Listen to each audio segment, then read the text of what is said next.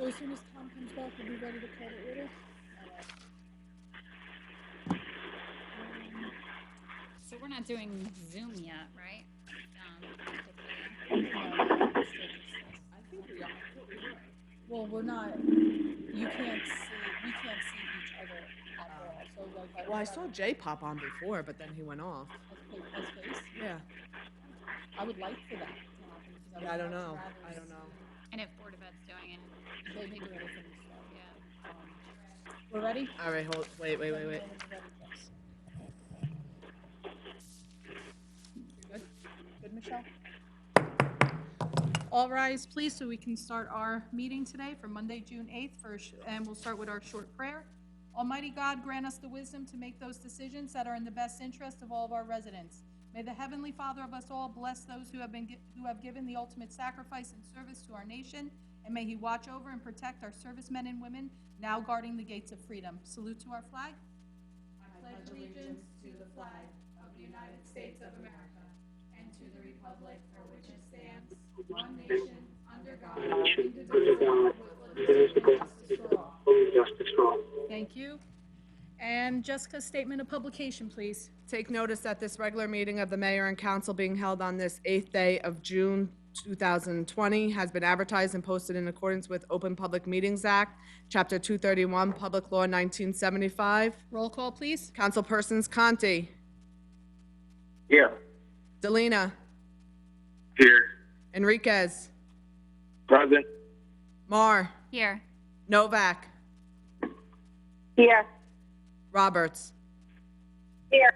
and our professionals, the business administrator, Present. CFO, Here. engineer, Here. attorney. Here. Okay, thank you very much for that, Jess. Next, we'll move on to the approval of prior minutes of the mayor and council. Can I have a motion to approve? I move I the make a following. motion to approve the, as they are listed on the agenda, subject to correction if necessary. Thank you, Council President. Is there a second? Second. Roll call, please. Councilpersons Novak, Yes. Conti, Yes. Delina, Yes. Enriquez, Yes. Marr, Yes. Roberts. Yes. Okay, thank you. With that, we'll move to our COVID-19 update for today. And I want to start off with the best news I can give, and that is today we have 0 positive cases in Saraville. So that is definitely great news. We are headed in the right direction. Let's hope that that 0 stays for the duration of this emergency. Right now, currently on our Saraville page, we are reporting that there are 754 confirmed cases from the beginning of this outbreak until today, with sadly a total of 34 confirmed fatalities. Moving on, I'll just touch base in reference to the most recent information coming from the governor. As you are well aware, within the last couple of weeks, we have moved from phase 1 to phase 2 of the reopening, the road back.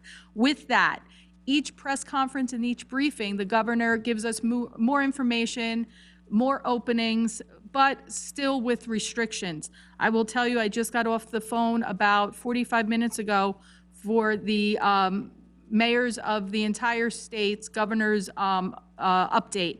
And all the mayors are feeling the same, and I think all municipalities are feeling the same. While more things open, and we're excited that more things are opening, there is a little bit of a lag as far as the regulations when it comes to the guidelines needed to open these facilities. The state is aware of that, and we are still waiting for CDC and Department of Health guidelines for many things. But one thing that I will ask is that everybody here have patience. This is uncharted territory. This is new to all of us. And at the municipality level, our professionals, they are all working overtime to try and make sure that these openings are following those regulations. And we're trying not to create that much confusion. And I know that everybody wants to get back to life better than normal, but it is still going to take time. One thing that is unchanged is we still don't have any type of vaccine yet for this virus. This virus still exists, even though we're still opening. And we have to keep that in mind. One of the things, though, that has changed and what's made the reopening possible is that the healthcare system is not overwhelmed. So our infection rate is at a point where it's manageable by hospitals and doctors, which is not where we were when this original outbreak occurred. The slow opening will hopefully keep that infection rate manageable. But please remember, this virus does not discriminate. This virus still has the lethal capabilities that it did from the start. And one of the reasons why our numbers are down is because of the very strict social distancing measures that we put in place. Locally, great news, over the weekend, more things have begun to reopen. We're right now today going to discuss the reopening of the outside dining facilities, and we have an ordinance on here to discuss, and hopefully we will pass. In addition, more and more of our recreational facilities are reopening. So now tennis courts are open, the skate park is opened, we have the handball courts are now opened. We received notification that organized sports can practice, and we're starting within the next 48 hours, I'm told, that we'll start to get more regulations on that. So everybody be patient. Things are starting to come back, but still please be vigilant with how you protect yourself. Wear your mask, wash your hands, and follow those social distancing guidelines and health practices that will hopefully keep us all safe. With that, we'll move on then to old business. Oh, actually, exec session, we'll save that for later, and we'll move to old business then. Jess, we have the public Okay. hearing on budget. Yep, notice of approval and advertising of the public hearing was in the Home News Tribune on May 15, 2020. And so what I'll do is I will open to the public any and all discussions regarding our budget, our 2020 municipal budget. If you're somebody in the public that wishes to speak, please press star 9, I believe. Is that correct? Star 9, it will indicate that you wish to speak, and we'll bring you into the public session. Taking a look, I see one hand raise, 2 hand raises. We'll start with Art Rittenhouse. Art, you're in the public session. State your name and address, please. Oh, he's still muted, I believe. Art, if you can hear me, it looks like you're muted on your side. Oh, I think you're okay. Go ahead, Art. Are we better? We're better now, thanks. Technology. It told me to mute myself, and then I didn't know why. But with the budget, what I'm thinking is with the state not being sure what they're doing and with the governor asking for increases, what I would like to see is just to maintain basically a zero increase, just increase the budget by what we have contracted out, such as union contracts and things like that, and not add anything else and do a freeze on any type of purchasing that's going on until we get a better understanding of what direction our state funds coming in are going to be. Thank you for that comment. That's basically it. Anything else, Art?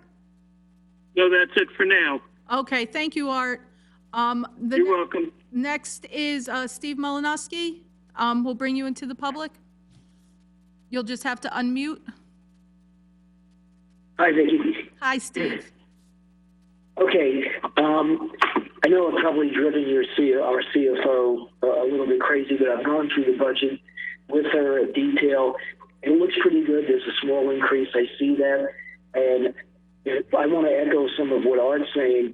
I really like to focus on discretionary spending, especially in light of, I know in your agenda, you say we can't speak about the school budget, which I'm a little upset about, and the county and the state funding. But I think at this point in time, especially not knowing where we're going to be come September, July, et cetera, I'd like to say that we really think long and hard before we decide on some discretionary spending in our budget and keep it to a minimum just in case. But I think our CFO's done a nice job. Okay, thank you for that, Steve. I appreciate that. And anything else? Anybody else from the public? Okay, I that's, move the public portion. go ahead, Council President Novak. I can hear you just a little bit. Okay, I move the public portion be closed. Is there a second? Second. I second. All right, roll call, please, Jess. Councilpersons Novak, Yes. Conti, Yes. Delina, Yes. Enriquez, Yes. Mar, Yes. Roberts. Yes. Okay, that means we're gonna turn this over now to Denise to, have the public hearing on that no, we already did. Hold on, what did we? Got to read the budget amendment in full. Yes, Denise, if you're on the line, can you read that budget amendment in full for us, please? I certainly will, Mayor. Thank you very much. I appreciate it. And thank you. Resolution number 2020-128, Borough of Saraville 2020 Budget Amendment. Whereas the local municipal budget for the year 2020 was approved on the 11th day of May 2020, and whereas the public hearing on said budget has been held as advertised, and whereas it is desired to amend said approved budget, now therefore be it resolved by the Mayor and Borough Council of the Borough of Saraville, County of Middlesex, New Jersey, that the attached amendments to the approved budget for the calendar year of 2020 be made. Do I read the next part? Be it further resolved? Yes? Yes. Be it further resolved that 2 certified copies of this resolution be filed forthwith in the office of the Director of the Division of Local Government Services for the certification of the calendar year 2020 local municipal budget so amended. It is hereby certified that this is a true copy of resolution amending the budget adopted by the governing body on the 8th day of June 2020. Now, Mayor, if I could just give council kind of a background on this. What happened was when my budget went down to the state for their review, the budget is not changing in any way, shape, or form. What they had recommended is they wanted me to change a couple of revenue items from one section, which is Section A, to Section D, and also change an appropriation from outside of cap to inside of cap. So just so that everyone knows, overall, this budget is not changing at all. It's just a technicality from the state level. Thank you for that clarification, Denise. I appreciate that. Anything else to add before we open to the public? No, I'm good. Thank you very much. Thank you very much for all your hard work on that. At this point, I'll open once again to the public for any and all discussions on the budget amendment resolution 2020-128. If you wish to speak, please press star 9. Seeing no hands raised at this point, I'll ask for a motion to close the public and adopt the budget. The amendment first, adopt the amendment. Yes, I'm sorry, I was just, I didn't want to interrupt if you were speaking, but yes, this is to adopt the budget amendment. Go ahead, Council President. I move that the public portion be closed and the budget amendment be adopted on roll call vote. Is there a second? Second. Roll call, please. Councilpersons Novak, Yes. Conti, Yes. Delina, Yes. Enriquez, Yes. Mar, Yes. Roberts. Yes. And at this point now, I'll need a motion to adopt the 2020 municipal budget and resolution 2020-129. Is there a motion? So moved. Thank you. Is there a second? Second. Roll call, please, Jessica. Councilpersons Novak, Yes. Conti, Yes. Delina, Yes. Enriquez, Yes. Mar, Yes. Roberts. Yes. All right, thank you all. And at this point, we have no ordinances for the public today, but I do have an appointment to make.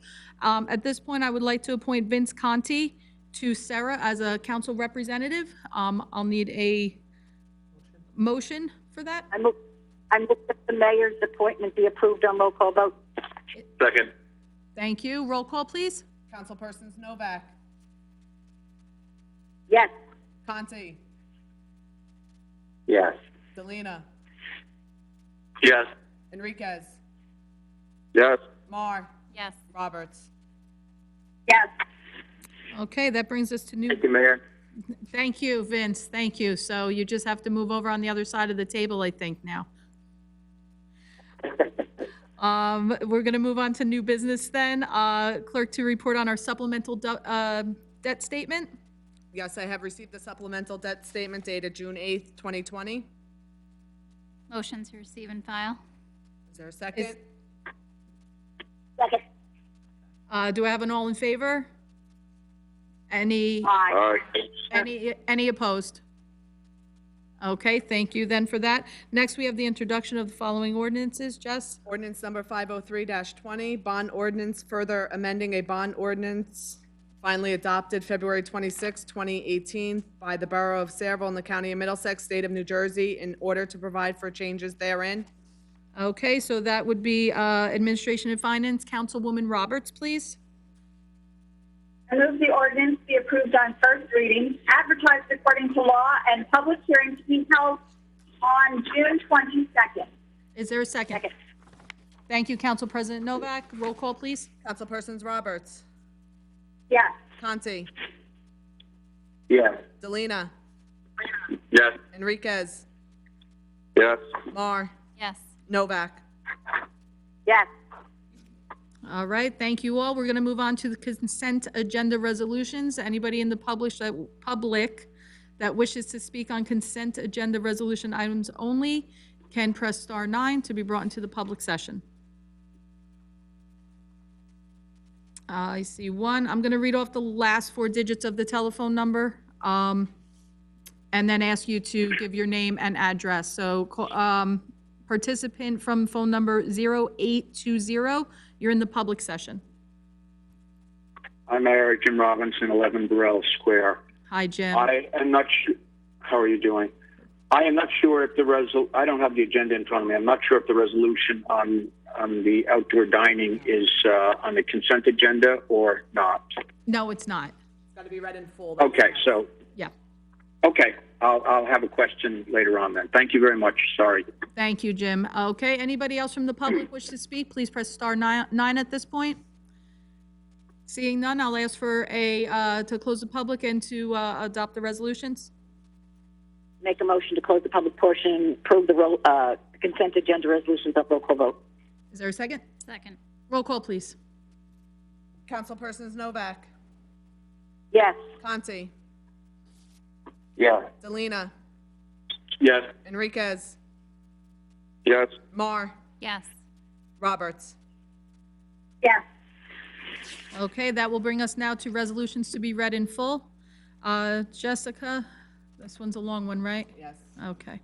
Resolution number 2020-132, resolution allowing outdoor seating for restaurants during the pandemic shutdown of retail and commercial businesses in New Jersey. Whereas restaurants are an integral part of the local economies and social fabrics of municipalities, and whereas policies regarding restaurants established by the state of New Jersey through law, regulation, and executive order rightfully prioritize public health, and whereas the proper adherence of measures to mitigate the spread of the COVID-19 virus has greatly affected the business model of restaurants, and whereas the borough wishes to help its local businesses through this difficult time, and whereas many restaurants are owned and operated by local families that depend upon continued economic activity, and whereas the borough has promoted the takeout and home delivery services of restaurants as residents have quarantined at home, and whereas restaurant owners are seeking guidance as to how they may safely resume dine-in service upon an eventual broadening of business activity allowable under state authority, and whereas the borough supports and follows the recommendations of healthcare professionals to continue proactive measures such as social distancing to curtail the spread of the COVID-19 virus, and whereas the borough supports temporary practical measures that enable restaurants to augment their dine-in capabilities as a means to boost customer activity. Now therefore it be resolved by the mayor and borough council of the borough of Sayreville in the county of Middlesex in the state of New Jersey hereby agree as follows. 1, outdoor seating will be temporarily permitted as an accessory use to a restaurant, fast food restaurant, and drive-in restaurant, as those terms are defined in Chapter 26-115 in the Borough Zoning Ordinance. The temporary period shall be up to 120 days unless a longer or shorter time is established by an executive order issued by the governor.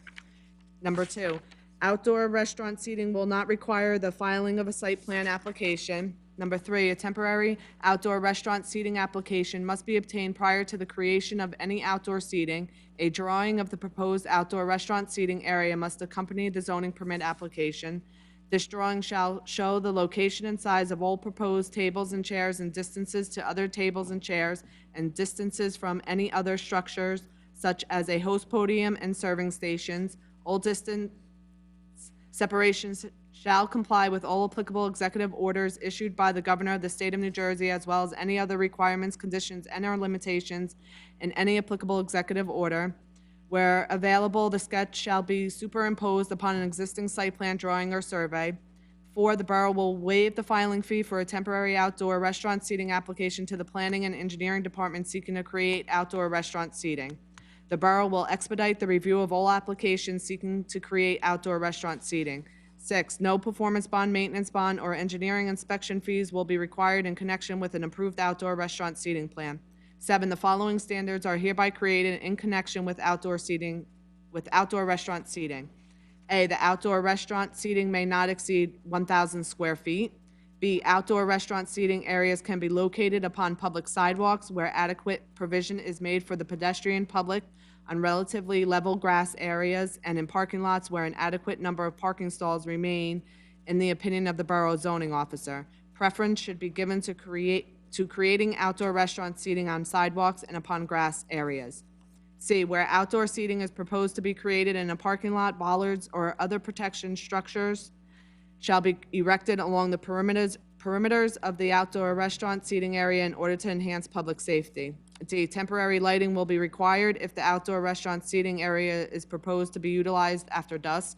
E, landscaping of the perimeter of or within the outdoor restaurant seating area will not be required but may be proposed by the applicant. F, an awning or umbrellas may be utilized within an outdoor restaurant area, but tents shall not be permitted. G, serving stations and a host podium may be located within an outdoor restaurant seating area provided a plexiglass or other similar partition is used. H, no change in grading will be permitted in order to create an outdoor restaurant seating area, and no temporary flooring or mats may be utilized. I, the proposed hours of operation of the outdoor restaurant seating area will be included in the temporary outdoor restaurant seating application. J, no outdoor restaurant seating area may be located within an approved delivery area loading zone. K, restaurants with existing outdoor seating areas may seek to expand the existing area. L, the proposed outdoor restaurant seating area may not affect the effective functioning of a prior approved site plan. M, an applicant for a proposed outdoor restaurant seating area must have previously secured site plan approval from the Borough Zoning Board of Adjustment or Planning Board. It must be in compliance with its existing site plan approval. And the consumption of alcoholic beverages will continue to be regulated by the New Jersey Alcoholic Beverage Control Commission. Therefore, all applicants are responsible for verifying that their liquor license permits the serving of alcohol outdoors. O, in multi-tenanted properties, an approved outdoor restaurant seating area must be discontinued or reduced in size if other retail, personal service, and/or commercial establishments are permitted to reopen and there is not then an adequate number of parking stalls available in the discretion of the borough zoning officer. P, an approved outdoor restaurant seating area must be discontinued or reduced in size if proper social distancing is not maintained or the restaurant establishment does not comply with applicable sanitary and cleaning standards, use of masks and partitions, or other executive order requirements issued by the governor. Q, all outdoor seating areas must be closed by 10 p.m. R, the zoning officer shall have the discretion to create additional standards for a particular property and to fashion such conditions as may be necessary to further the purposes of the borough zoning ordinances. S, Chapter 26-115, as well as the goals and objectives of the borough's master plan. And T, additional provisions concerning such issues as the maximum number of people at a table, required minimum distances between tables, and standards for addressing patrons waiting to be seated will be formulated after the promulgation of the governor's executive order permitting restaurants to reopen. 8, this resolution shall take effect on the date that restaurants for dine-in service are permitted to reopen by executive order of the governor. Thank you for that, Jess. At this time, I'll open to the public for any and all comments or discussions on Resolution 2020-132, outdoor dining within the municipality. And Jim Robinson, your hand was raised quick, so you are in the public portion, but please state your name and address again for the record. Thank you, Mayor. Jim Robinson, 11 Burrell Square. First of all, I appreciate it very much that the governing body and the staff worked so quickly on this. I know that this is a lot more complicated than it appears. I appreciate Jessica's reading it and sending a copy of it to me so quickly this afternoon. I appreciate that the borough is waiving fees. I think that is wonderful. It is really business friendly. All the provisions seem to make sense. I look forward to dining at 2 or 3 outdoor places next week. My question is this, and I couldn't tell this from reading it after Jessica sent it to me this afternoon. Does this apply to taverns and bars that are not restaurants? It does. I know that there's a separate provision. I'm sorry. It does, Jim. It does. It does. Yes. Okay. All right. It wasn't clear to me. I appreciate that very much. No I problem. think this is excellent. I think the business community and the residents who like to eat will appreciate it. Thank you very much. Thank you very much for that, Jim. And yes, many businesses have already reached out to my personal email in anticipation of this. And I do believe that we already have quite a few establishments that have already started to put in their paperwork in reference, that have a liquor license already. So we're already in the process, depending on what we do with this resolution here this evening.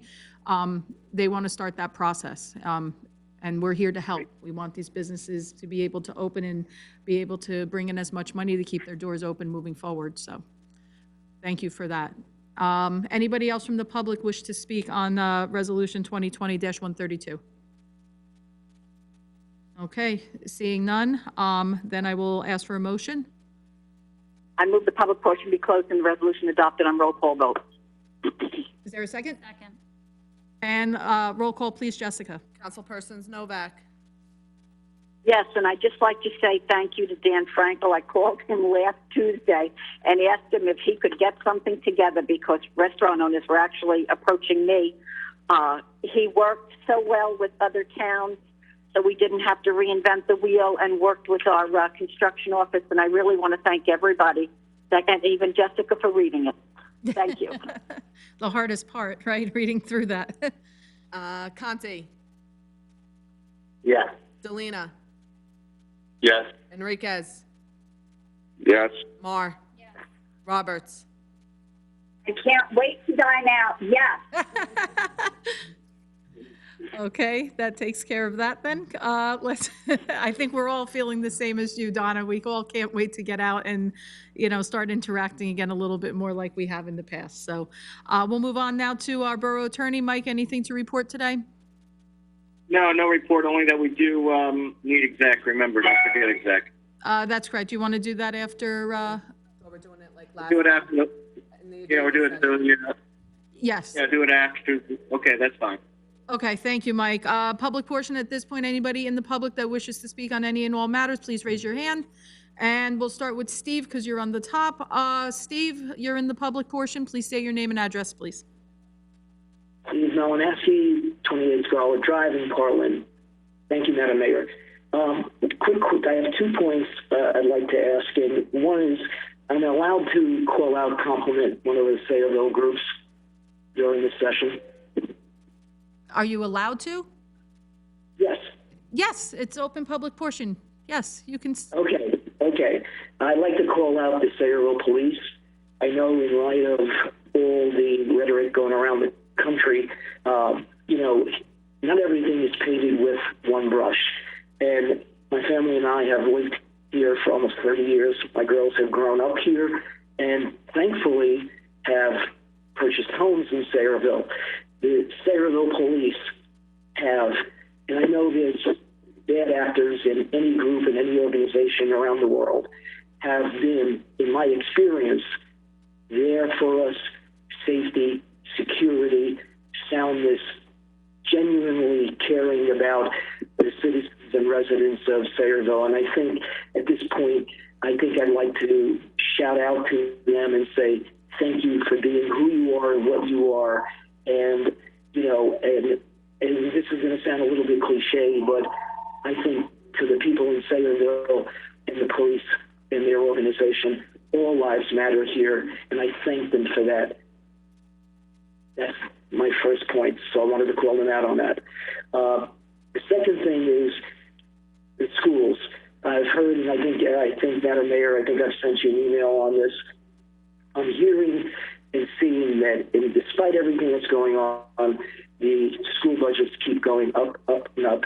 And I'm hearing through the town that the secondary bus system for those that are, quote, 2+ miles from the school has been eliminated. I think this is a horrible, horrible mistake. It puts families, students at odds. I mean, how can a child that has working parents, even when the schools do open, be able to get to that school if they're 1.9, 2 miles? They can't walk there. They need the facilities to get there. And I know maybe we can't force it, but the school budgets keep going up and up. They're over 60% of our, home taxes, real estate taxes that we pay. And to eliminate secondary bus services for those that, quote, live 2 miles or less from the school, I think is a horrible choice. It's going to put a lot of the families that are already in distress in further distress. And I'd like to make that point. Thank you for that, Steve. I do think that your comments are well received here. My profession is, I teach, and this impacts a lot of my students, but I do think that your comments would be best directed to the Board of Education, though, at this point. I did hear that same thing. I didn't know how accurate the comments were that I was receiving, but I do believe that the next Board of Education meeting is that Tuesday. I don't know if it's this week or if it's next week. That their council meeting is. I would have to check on their page, but I think that you would be best to call into the Board of Education meeting and put your comments on record there, because yes, their budget does increase, and it did increase this year also. Number-wise, I don't know, was it a 10% increase or not? I'm not certain. I did go through their budget myself while they were developing it, and I watched all of their budget presentations, but I do think it's a great question, and I think that people need to ask the Board of Education what their decision, rationale, or the reason for that was. And wasn't this voted down? Is that, Council President, was that you? Yes, may I speak? Of course. Okay, I just wanted to say there is a lot of confusion on this. The Board of Education didn't cancel anything. The bus company that previously did this route, and it's called subscription busing, anybody that didn't meet the qualifications, the parents could pay a certain amount of money and they could get on a bus and be driven to school for both the middle school and the high school, I believe, because there wasn't a problem with the grammar schools. But what happened was the company decided it no longer wanted to do it. There was a parent that this year her child was a senior. She used to handle all the negotiations and getting the list of people together that wanted it and everything. That person is now, she will no longer have any children in the school system, so she's no longer doing it. So this is, maybe if another parent that had somebody in, the middle school or the high school wanted to volunteer for this, it's not anything that the Board of Education canceled. It just happens to be this company that was doing this service, and it was an arrangement made with the parents, decided that they no longer wanted to. I guess it wasn't profitable for them. So I'd just like to say that it's not anything the Board of Education did or didn't do. So, Mary, if I may, and I don't know if you can still hear me, but it's still the responsibility of the Board of Education to ensure that students have alternate means of getting, whether it's for pay or not. This is not a parents' organization. Parents are supportive of the school system, and they have the needs. So I look at it incumbent on the Board of Education to, if one company bows out, what do? Nothing? I disagree 100%, and I think that's a horrible attitude to take towards children in this building, in this community. I agree. And it's going to be even harder with people who are out of work or trying to get back to work to try to figure out, how do I get my student to school? I can't even pay the $600 because no one's made arrangements to even have a facility to do it. And if you look at the circulation plan with Riverton and everything else going on, everyone at try to drop the child off at middle school or high school in the heat of the day with traffic being as it is. I think this is a horrible way to look, and turning a blind eye to it, I'm totally and 100% against it. Sorry to be that blunt. In today's Talk Soup, Dr. No, Labby, I'm not in today's Talk I'm not Soup, saying Dr. that, Labby, whether it's wrong or right. Just saying up until now, it was the parent that handled it. That's all I'm saying. Maybe the bus department probably should handle it. And Vicki, you should talk about the new drop-off thing for the middle school. Thanks, Mary. You actually, you read my mind, because I was going to mention that after this discussion as well. if I Absolutely. could just get in, in today's Talk Councilwoman Soup. Morris been waiting to add a statement from from Superintendent Labby's most recent email communication. Yes, today he asked if a parent representative would like to come forward and take that on this year, since Mary said that the current parent has a child that's graduating. So they are looking for someone to take that over. So, Steve, just to give you a heads up, and thank you, Nicole, in the back, the next Board of Education meeting is actually June 16th. And I hear you. I can tell you're passionate about this, but I do think that for this forum here, I don't like to speak out of turn.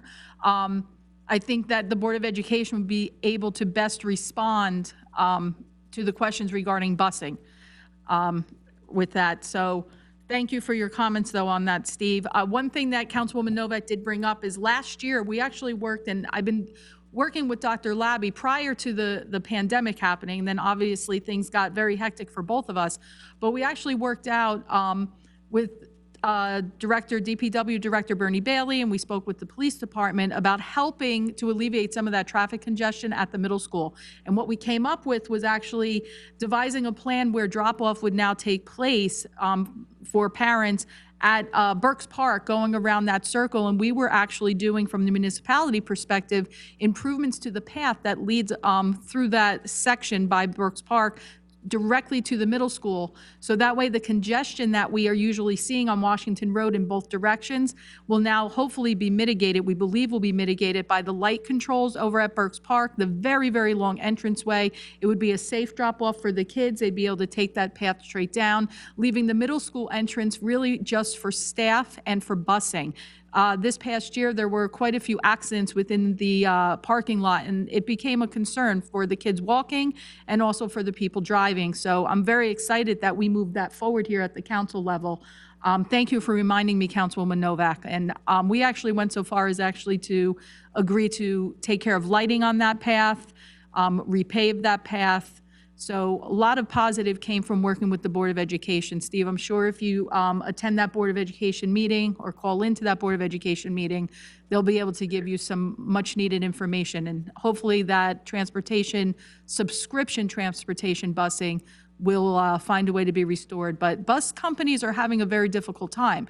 Last year, I know how difficult it was to try and get bus drivers because requirements and testing requirements had changed. And a lot of bus companies were having a very, very difficult time having enough drivers. The Board of Education, I believe the year before, made it a point to say they were going to start buying more buses that would be their own, because some of the buses are actually contracted out for the Board of Ed and some are actually our buses with our drivers. And they're trying to make a conscious effort to bring in more drivers that are Saraville bus drivers and that we had our own fleet, but that comes with a high cost. So they were going to try and start adding more each year. But this is definitely a concern. And again, with the pandemic, all great plans have a tendency to have to be altered. And And Vicki, I appreciate that, and I'd like to say, one, you can feel free to spell my name in there, but two, this path, I've heard about what you were talking about previously, and I could just imagine how nice it would be for the students to be walking in the rain, the snow, the cold, all this way to the school rather than being dropped off at an entrance to the school. But feel free, and I will try to attend the meeting on the 16th. Thank you. Thanks, Steve. And also, Steve, to add, as the liaison to the commuter committee, when I am on the phone calls with New Jersey Transit and Academy, they cannot keep the lines in town because they're having trouble getting drivers. There's not enough people getting their CDL license, and across the board, they're having a hard time finding drivers. I appreciate that. Fingers crossed Thank that you. we'll actually be able to worry about busing and we'll be able to get the kids back in school. I have to be honest with you. I have right now just my fingers crossed that we'll all be able to get there. I don't even care how, but I miss my classroom, I miss my students, and I'm hoping come September we'll be able to actually worry about traffic. I'm actually looking forward to worrying about traffic because that means we're getting back to normal. With that, I'll move to the next phone number that I see here with a hand raised. I'm going to read the last number. Please identify yourself. It's 9596. Please state your name and. Good evening, Madam Mayor. Good evening. Mark Hurley, president of AFSCME. Hello, Mark. What can I do for you? I don't have a question, just a comment. I just wanted to thank the governing body for everything that you've done for all of the AFSCME employees during the pandemic. I know in the beginning it was very touch and go. It wasn't smooth, and as everything was fluid, but everything that you've done for us accommodated all the employees. I have absolutely no complaints whatsoever. And I just wanted to thank you all. Also, I know sometimes the relationship between labor and management can be a little contentious, but myself and Dan Frankel, I think we had a good rapport, a lot of good conversations. We were in contact constantly, and I wanted to thank him too for everything he's done during the what we've been going through. Mark, thank you so much for that, and that really does mean a lot. I'm sure I can speak for the rest of the council. It is not easy being able to navigate through such a scary time. But I know, in speaking to every single person up here and on the phone, that the health and safety of our employees and our residents was always number one. And I'm just grateful that we've been able to provide you guys that sense of security, and we're going to continue because, you know, again, it's not over, and we want to make sure we can provide the best services for our residents and always keep our employees safe. So you still have that from us. We're still here for you, and I'm so glad that that relationship between labor and management is there. We want to keep those lines open. Thanks for everything that you and all our SAMs, AFSCME, PBA, all of our employees have really, really done. You kept us going through this, and we're going to keep going. Great. Thanks, Mark. Okay, take a look at I see Art. You're in the public session. Just unmute again, Art. I'm mixing names now. That's okay. We got it. Now can you hear me? I can hear you now, Arthur. Go ahead. Okay, Arthur Rittenhouse, 33 Delacat Lane, Sayreville, New Jersey. A couple of things. One, on Saturday, the Shade Tree Commission, we passed out our seedlings, and I need to thank the police department because we had planned this event prior to the march that was going to occur. And we did it behind Borough Hall because we felt that was the safest way. We normally do it at Kennedy Park. The safest way to get cars in and out.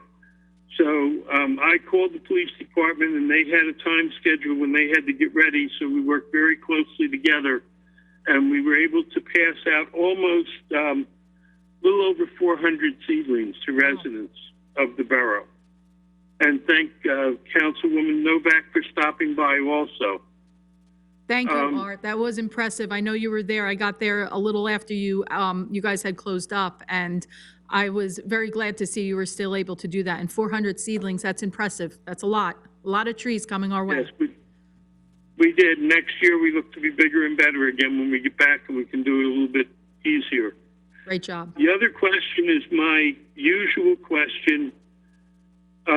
What is the status on Fulton's Landing with the trees? The last I heard is that the developer was negotiating with Attorney DuPont. I don't understand what kind of negotiations have to go on when a fine should have been. I heard the fine has not been issued yet. Maybe Michael can comment on that. I don't know. Mr. DuPont? Yeah, I can comment. Go ahead. I can comment on that. I know that the violation has been issued. I know that last Thursday, Council for Fulton Landing indicated that they would be cleaning up the property and made that representation on the record to Sarah. I also know I spoke to Jeff Lehrer a few times, and we're waiting for, to be honest with you, for the matter to be listed in municipal court so that, because that's where the proper jurisdiction is. I reminded him of that today, so I'm really just waiting for it to be listed in municipal court. Okay. Thanks, Art. Thank Matt. you. Okay, that's it. Thank you. Thank you very much, Art. And I concur. Our police officers are the best. I'm sure we'll have a lot of comments through our agenda session. Let me move to Nicole S. In the public portion. You're now in the public portion. Please state your name and address for the record. Nicole, you are on mute still. Can you unmute yourself so we can hear you? Can you hear me? Yes, thank you, Nicole. Hello? Yes. Hi, my name is Nicole Scanlon, and I currently live at 20 Dusco Drive in Harlan. And I have two things I'd like to bring up. The first is, and I know I've already been told that the EPA or the state did mandate the fences at the Capic Nature Preserve, but I wanted to know, I know that you've pushed back for the past 5 years, but is there no creative solution besides the fences? Is there anything or anyone we could work with at the EPA or the state to remove the fences? Especially now with COVID, that's one of the only places, we really have left, and one of the only places that is a nature preserve in Sayreville. I think there could also be some positive changes at the nature preserve, specifically at the archery. A lot of the hunters tend to use styrofoam, and that just gets broken up, and it's just everywhere. And besides just being an eyesore, it can't be good for the environment. I know that the styrofoam doesn't break down. And then also, when I originally made this phone call or to find out what could be done, the person I spoke with, my first job out of college, I worked for a FEMA contractor in their mapping department, and I did customer service. I was in a call center. 40 hours a week, I was getting phone calls with people doing a lot more than just raising their voice at me. And if I was spoken to the way Jerry Ust had spoken to me, I would have not kept that job a second longer. The second I got off that call, my boss would have said, "Good day," and that was that. So I really just think that attitude, I think he should have been more understanding, understood why I was upset about the fences in such a beautiful place, and told me what I could do, who I could speak to next. I did contact several people at the EPA today. Only one person has gotten back to me. He took my email address and did say he would send me as much information as he could. So I want to know what else I can do. I don't think sitting back and just letting those fences be there is a solution. Thank you, Nicole, for putting that all on record. We'll definitely look into all of those concerns. Mr. Frankel or Councilwoman Novak, Councilwoman Marr, did you wish to comment? Hi, Nicole. So I went yesterday to, sadly, my first visit at the Capic Preserve. I have gone to the dog park before, but I never took a walk around the lakes. And it's quite a large property. And when I was able to walk around the lake in its entirety, I did come across 3 fences. And the 3 fences are protecting our largest floating solar field in the country. And I was quite alarmed that any resident or animal, if you bring your dog there, could easily access the solar panels and even walk on them or merely hop over the high voltage sign. So that to me was very concerning. So I do understand the need for the fences. Could there be a better solution?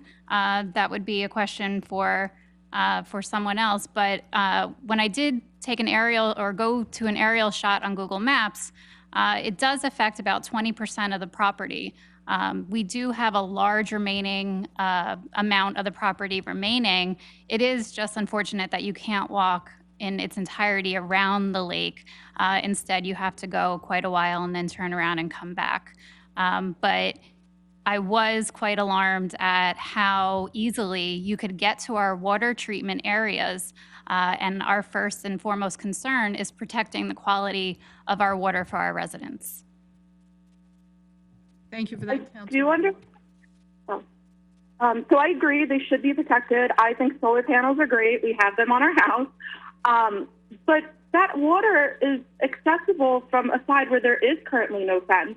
I mean, sure, the solar panels are farther, but you could easily swim there if you wanted.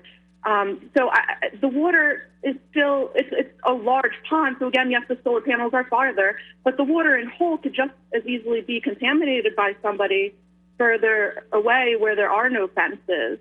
And that main loop is the most popular loop. There are no trail markers anywhere, which I'm sure you've noticed. So you wouldn't know how long you're on the trail. And those trails far back, if you're not, we have been going through the nature preserve for years. If you're not familiar though back there, it can be very confusing. You could easily get lost. And that main trail is simple. It's a one loop. You start where you and end at the same place. So if you're unfamiliar, it's great. It's a quick after work walk. We do go back there sometimes, but that's a nice, long day. And again, there's no trail markers. There's no nothing back there. So I don't even know if a lot of people know you can go back there and go off the main path. Well, that's exactly why I've never been there, because I never saw any signage. I agree with you there. I definitely think there should be signage, and I definitely do agree that the archery area could use some help. It was first resurrected years ago, so yeah, so that might be a suggestion to our recreation department. But yes, I agree that I had no idea, and I'm sure many other residents have no idea what exists back there and how big and how beautiful it is.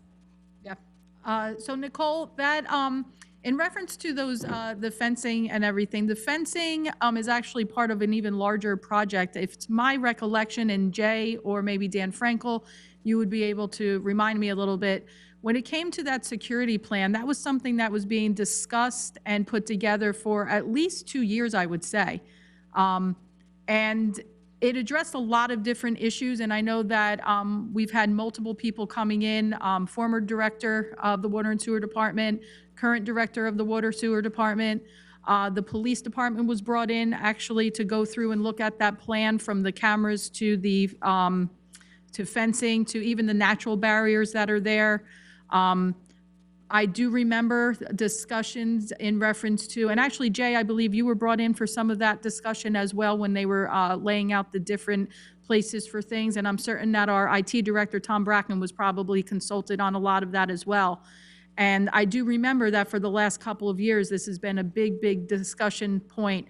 I also remember comments coming out of our employees from the Water and Sewer Department regarding how unsafe and how insecure they felt with people that were actually using the Captain Nature Preserve, which is wonderful.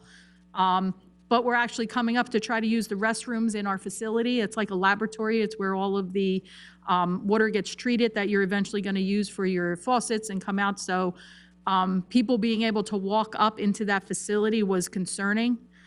There was also concern, I remember the one day that there were some loud bangs and noises coming from the back area, almost sounded like gunshots, because individuals were actually throwing rocks at the large retention barrels that are there of water that eventually gets treated. And it was actually causing damage to those retention bins that was pulling away the paint, leaving the denting and causing it to rust. So I know that in coming up with that plan, there was a lot of discussion for a couple of years about how to safely secure that area. And Jay, correct me if I'm wrong, but there's a lot of sometimes digging that we have to do in those areas because of the wells that those paths had access to. And there was concern about how do you keep residents safe and animals safe if they're walking upon some of those paths where we're doing dredging or digging. But I do remember those were some of the considerations put into why those fences and the cameras and the other security measures were being put in. But that was a lot of discussion there. So Dan or Jay, you can chime in at this point if you so choose. But Nicole, those were some of the things I remember. Mr. Frankel? Or Mayor, everything you said is correct. The DEP has been requesting that the borough provide security measures around the well field for a number of years, and it was put off because of the concerns about the impacts to the public but it got to the point where the borough was basically told by the state, you need to go through and do this. And Mr. Frankel can talk more about how the plan was developed, because it was done, like you said, through Tom Bracken, the IT director, and the operators at the water plant. But there is a history to this. The borough did attempt to go through and hold off doing the improvements as long as they could, but it got to the point where the state said, you need to get this done. Thank you for that, Mr. Cornell. I appreciate that insight. And I don't believe the project is complete yet either. I think they still have to continue some of the work. Go ahead, Mr. Frankel. It is not. And Nicole, I think I spent a fair amount of time with you explaining those reasons to you and why they were and why they happened. There was a lot of time that the mayor said taking a lot of how security could be worked out in that area, and some of it actually we're not even telling the public what kind of security is there, but it needed to be secured, and that's what we did. So it's not just a fence, by the way. It's an extensive security system that's there. Yes, you see the fence, but you may not see other things that are there to help protect the water treatment plant. And Dan, if I may, can I ask you one more question, just so that I'm clear? The last time I was at the Capic Nature Preserve, I was going off of different paths. These are all gated fences, so the gates remain open. There's still access so residents can get into certain areas, correct? For certain areas, yes, but I think what Nicole was saying is that her traditional walk around is a circular walk that goes all the way around where the panels are. Right. Instead of now, some of her walk would not. She couldn't perform that same walk because of the barriers that are there. So she may have to go up a certain area, turn around, and come back. We did not completely make sure that we took away all the paths. And I do happen to agree with her about the paths, and maybe that's one of the projects we can look into about making more proper signage and things like that. The Capic Preserve is underutilized. Yeah. Underutilized in its totality. It's over 400 acres of land. Right. And we have not used that, at least since I've been here, we've not used that as much as we should. And people actually, we're understanding is a lot of people, even from New York, have found the Capic Preserve and come there and hiking.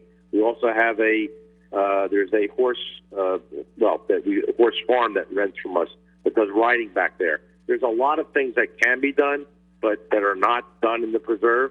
So I have no problem talking to the rec and talking to Councilman Enriquez and trying to see what we can do about making sure there's better signs and making sure there's more, hiking trails and things like that.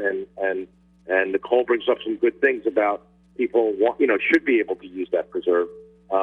With probably a very little bit of money, we could be able to improve some of that. So with security might come a little bit of an area where they're not be able to go, but maybe we can open up a few more areas, and we'll look into that. No problem. And our media specialists, I think this is a great opportunity for our media specialists to advertise this on our borough page. I believe our Hit the Bricks event takes place there. Yes, it does. That Hit the Bricks takes place there. Jerry Us was actually consulted through this process as well, I believe, when the plan was being devised about where to put those fences and stuff specifically for Hit the Bricks, because we wanted to make sure that those paths that were utilized were not obstructed, or people would still have the ability to access those. So, Nicole, I want to thank you for bringing this up, because I think what we have here is an unpolished gem that we can turn around and actually find even more ways to improve that. So I think you put something on our radar. While you might not be able to go around that whole entire, water area, that whole entire pond there, we might be able to come up with something even better, some more uncharted land that we hadn't even thought about. I do know that we have the police isn't the range over there as well. And I remember that was another area that we wanted to make sure when we discussed security, so that way people didn't accidentally stumble into that region as well. So now things are starting to come back to me from that 2-year discussion all that time ago. Boy Scouts have a camp in there as well. That was quite impressive. Yeah, no, I've been to the Boy Scout camp. So Nicole, I think you've given us some more things to work on, and maybe you can help be a part of how we can better utilize the Capic Nature Preserve, since and it is a place that you visit, so you're probably more familiar with it than most. Yeah, I mean, we love it there. We go there 4 or 5, as often as we can, really. Yeah, it is. It's beautiful. It's a beautiful area, and I think we need to tap into those things more. If there's one positive thing that I think COVID has brought us is that we're going out more, we're experiencing the nature and the things that we have around us more. So I hope that helped answer some of your questions, Nicole. Mayor, you know, I was thinking, being the Boy Scouts have a thing back there, maybe a Boy Scout would be interested in an Eagle Scout project where they actually mark the trail. That would be right up there. Would help the town. I love that idea. And having, obviously, you and I attended the Eagle Scout ceremony this past year together. I think we have some wonderful young men that would love to step up and do that. And let's, you know, we can call upon our Girl Scouts too. Well, I think Boy Scouts are called scouting now, so. I know, that is true. That is true. I have to get that straight again.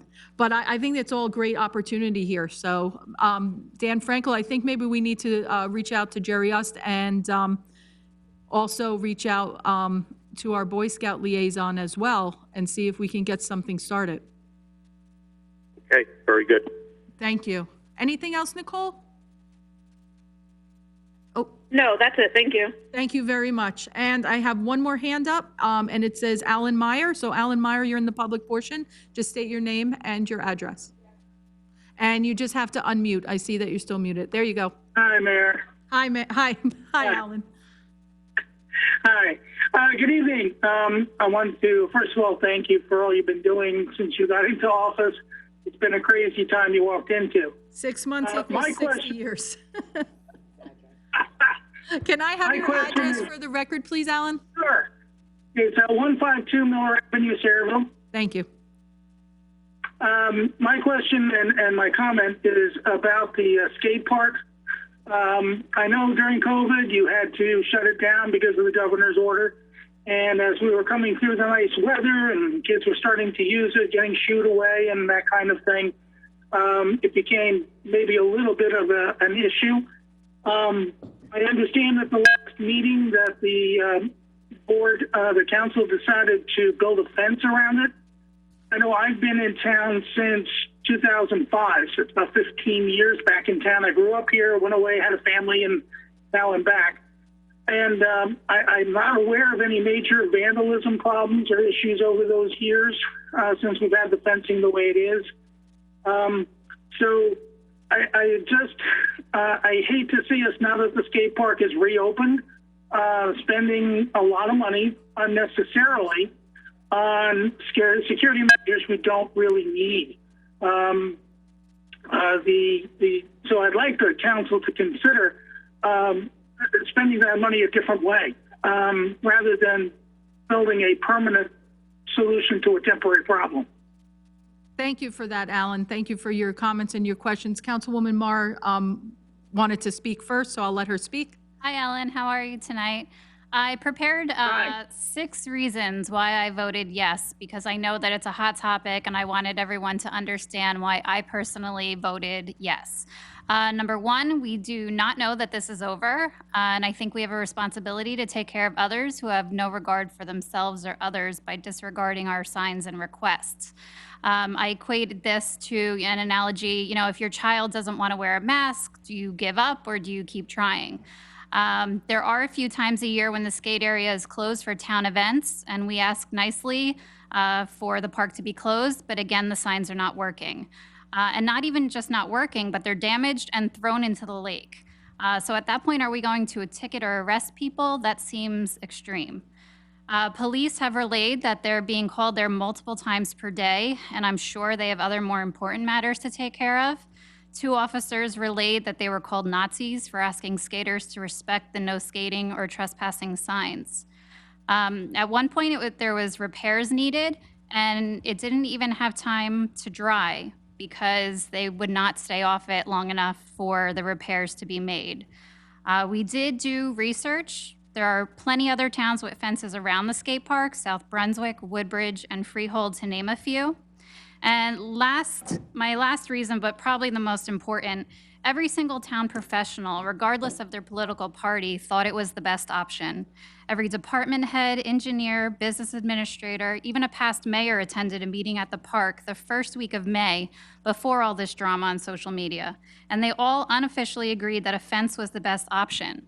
Council people come and go, but they are the ones running this town, and I respect and trust our professionals. So again, it was Chief Zembrowski, Captain Plumacher, DPW Director Bernie Bailey, Park Supervisor Phil Quigley, Borough Engineer Jay Cornell, Business Administrator Dan Frankel, a former Mayor James Agata, and our current Mayor, Mayor Kilpatrick. I respect these borough employees and their professional opinion. But with that, I also stated last meeting that I don't approve of a cheap fix. I said yes only if we did it the right way. Like actually how they did it at the soccer field. Several Soccer Club, I think, did a great job building a really nice fence around to preserve the property and all the money they spent on the new turf field. Spend more and do it the right way once with a quality fence so that it doesn't have to be done again. And I also recommended cameras. That's it. Thank you for that. Well, cameras would be a great idea. It's certainly a security thing that is used all over the world now. Because the description of the fence that we've received, and I didn't hear the details when you took the vote, was that it was a 10-foot chain link fence that I know I power walk there all the time, and that sounds rather ugly and unsightly. These are aesthetically pleasing fences that we have now. I agree with you. If you're going to put a fence there, let's not make it ugly. Because I kind of like power walking, and then the kids are doing all their tricks over there. I like walking over and just being able to go over and watch them do what they do, because I couldn't even think of doing what they do with those things. So it's a really nice and easy, relaxed atmosphere right now. I'd hate to see it become something where it's ugly and a 10-foot high fence, put razor wire on, all that kind of stuff seems kind of a little bit ridiculous. I know you're not proposing razor wire. I'm just please. Make it look like a prison yard instead of a skate park. Just seems a little overkill. Thanks, Alan. I think that, Councilwoman Marr, I think that was very well put. I'm hopeful that the professionals that did turn around, and they were there for a very long time, at least an hour, trying to come up with different ways and measures in order to do the things that Councilwoman Marr had said. We do have at least a 10-foot fence around our tennis courts. We also, just a couple years ago, put a 10-foot fence around the handball court. Some of the towns that Councilwoman Marr had mentioned, their fencing is actually also very nice around their skate parks as well. And for the record, this is a permanent fence. It's not the temporary fencing that was there previously that the children or the adults or the whomever was there decided to take down, cut up, and actually throw into the lake with gates. I know that apparently out there in the world of social media, this was, like you had said, Alan, everything from the ugliest fence with razor wire and the kids would never be. That was, I believe, never the intent of anybody here on the council.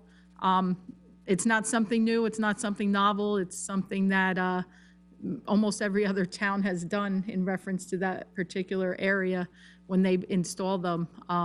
I did happen to look, a couple of towns did move to not only doing the fencing, but also the security cameras.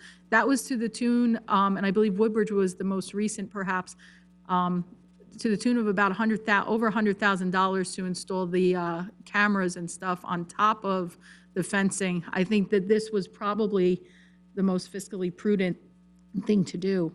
And Councilwoman Marr, you're right. The fencing over at the soccer field is beautiful. I would love to see, it's the black fencing and it's very nice. So, Mr. Frankel, are you privy to what type of fence will be erected? Is it one of those nice black fences? Even the chain link ones are really nice. I happen to like the coating. It was a dense coating on that. Ms. Frankel, you have any update or news? I know in reference to the fencing. I will try to find out exactly what the coating is and the gauge and everything, and I'll get back to the council on that. Thanks. Hey, this is Councilman Damon Enriquez. You're breaking up a little bit, Damon. I'm sorry. Can you hear me better? I can hear you better. It's just kind of going in and out. Try again. Go ahead. All right. I'm sorry. I had someone reach out to me asking the question of when the proposed time of when we're actually going to start putting up the fence. Do we know that, Dan, yet? We have someone that we issued a contract to. I think they were giving us a time frame of somewhere between 3 and 4 weeks. And again, I can get back to you tomorrow and see exactly what time frame they gave our purchasing agent to let them know, let you guys know exactly when it's going to be done. Okay, and also, Councilwoman Ma was speaking of all the professionals that went out there and decided that the fence was the best idea to hamper the people from going in. Let's make this clear that this meeting and asking of the professionals was because of COVID-19, not because we were deciding prior on fencing in the skate park. This was never discussed while I was a council person. So this is all due towards COVID-19. And with COVID-19 ending, I still believe this is not a good solution. Thank you for that, Councilman Enriquez. Anybody else? Well, I would just say I still agree that it's not either. If you Google Sayreville Skate Park, you'll see 2 articles there. One of which was Montclair actually patterned their skate park after ours, the way it is situated today, as well as another one that says there's 5 really good reasons not to fence in your skate park. So I would just ask the professionals and the council to take a look at those 2 articles. Very easily can Google Sayreville Skate Park. They're right there. One other question that needs to be raised, and you might want to do some research on it, is what it might do to your insurance rates, because one of the factors they bring up in the article about 5 reasons not to is that fences invite vandalism. You experienced it with the temporary fence, and it would probably invite vandalism with the permanent fence. So we've not had much vandalism over 15 years that I've been here with the fencing the way it is. And my understanding is when the park was built, it actually had a large fence around it. And at some point within the first 5 years, because of those kinds of considerations, they took it out to get the fencing we have now. Actually, Alan, we don't have any fencing around the skate park at all right now. So I don't know what fencing. Well, there's some low fencing, low aesthetically pleasing. It's not complete. It's not. Alan, there's no fencing there at all. There's a little, not much. No, Alan, I'll ask my professional. Jay, is there any fencing around the skate park? And there's not. But the gentleman is correct. When the skate park was originally constructed, there was I think it was a 4-foot high decorative fence around the entire perimeter of the skate park. And because of vandalism to that fence, that's why it had to be removed by the Parks Department. Thank you. So there's no Mayor, fencing there now, though. Mayor, may I? Of course. Okay, I just wanted to say I was actually on the council when that skate park was done, and it did have a 4-foot fence around it, and it was a rather nice fence, and it had a gate, and the whole idea was two sides of that bowl is got a hill on it, and the fence was put in there so that people would enter the skate park on the side that it was level, so that people weren't walking up the hill. That, at the time, was an insurance thing. They didn't want people falling down the hill or anything. And what happened was the fence was constantly being vandalized, and it left sharp pieces of metal, so we cut it down. Now, and I realize that this was just brought up because of COVID, but the fact of the matter is that we also have a dangerous situation without the fence, with the kids that are riding bikes, and this was never intended to be for bikes. This was intended to be for skateboarders, are literally coming from the parking lot and riding up and then falling down into the bowl. That's a very dangerous situation. So the whole other fence being taken down was because of vandalism, and there's been considerable vandalism in that skate park when we were trying to fix it.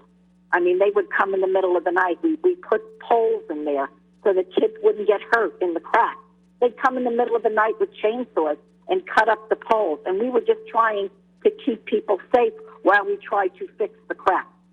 Wow. So, I mean, that just came up because of this, but at the same time, there are a lot of safety issues that this will help prevent in the future.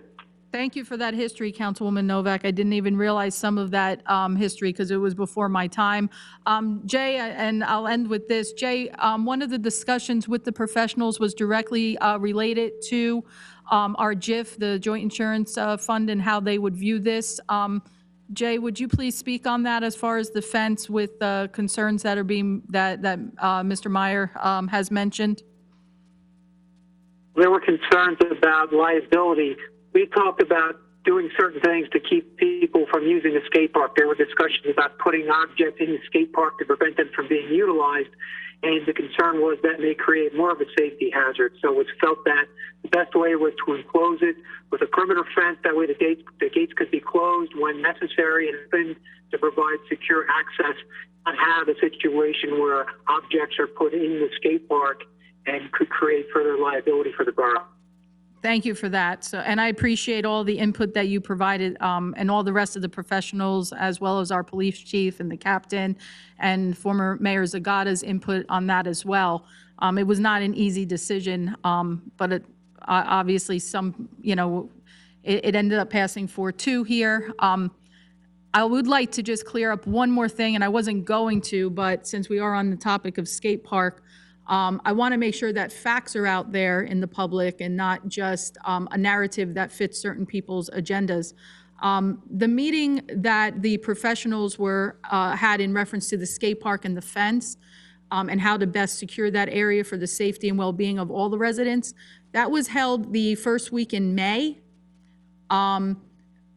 They had that discussion. Their recommendation was brought to the council on May 11th council meeting.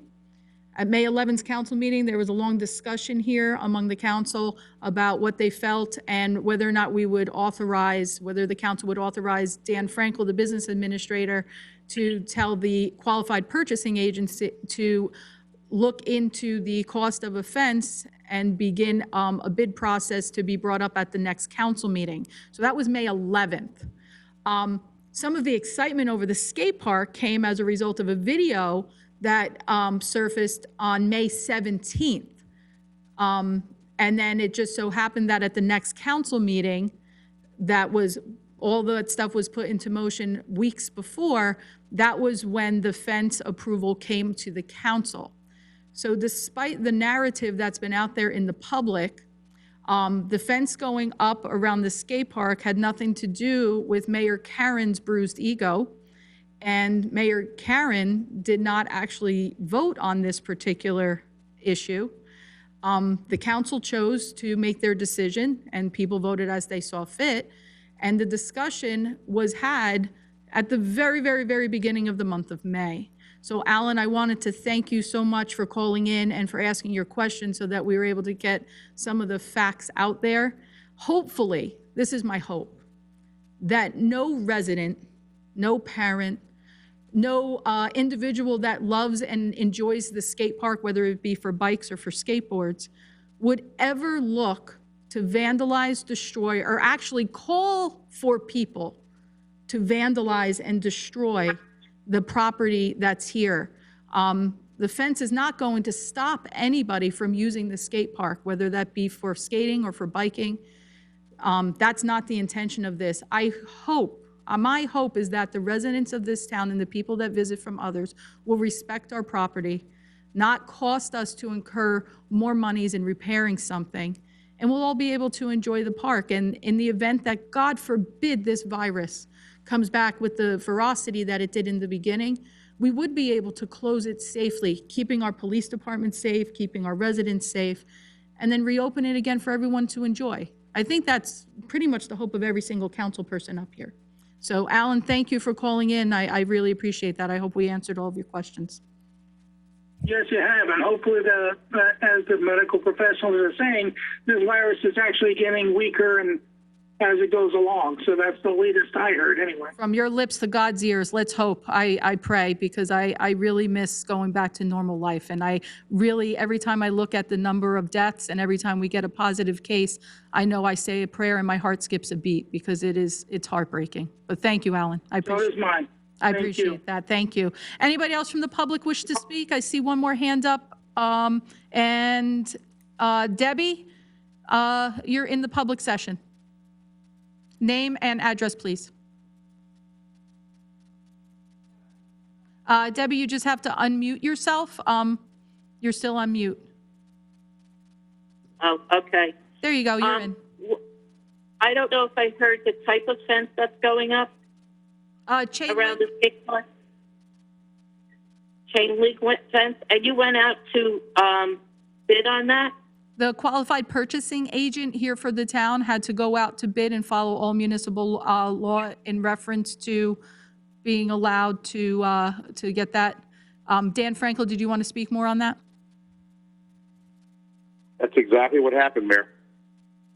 Thank you. Yeah, there's laws that we have to follow whenever we go out for bid on something that,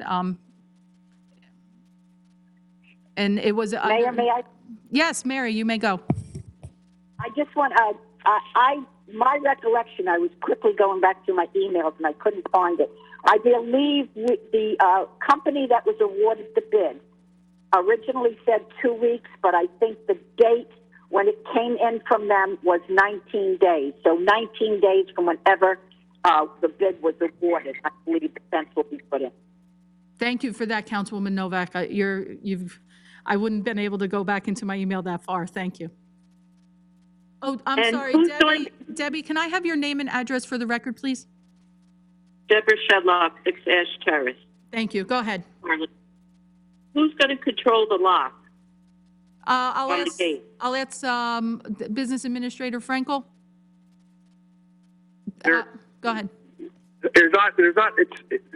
skateboard park will remain open.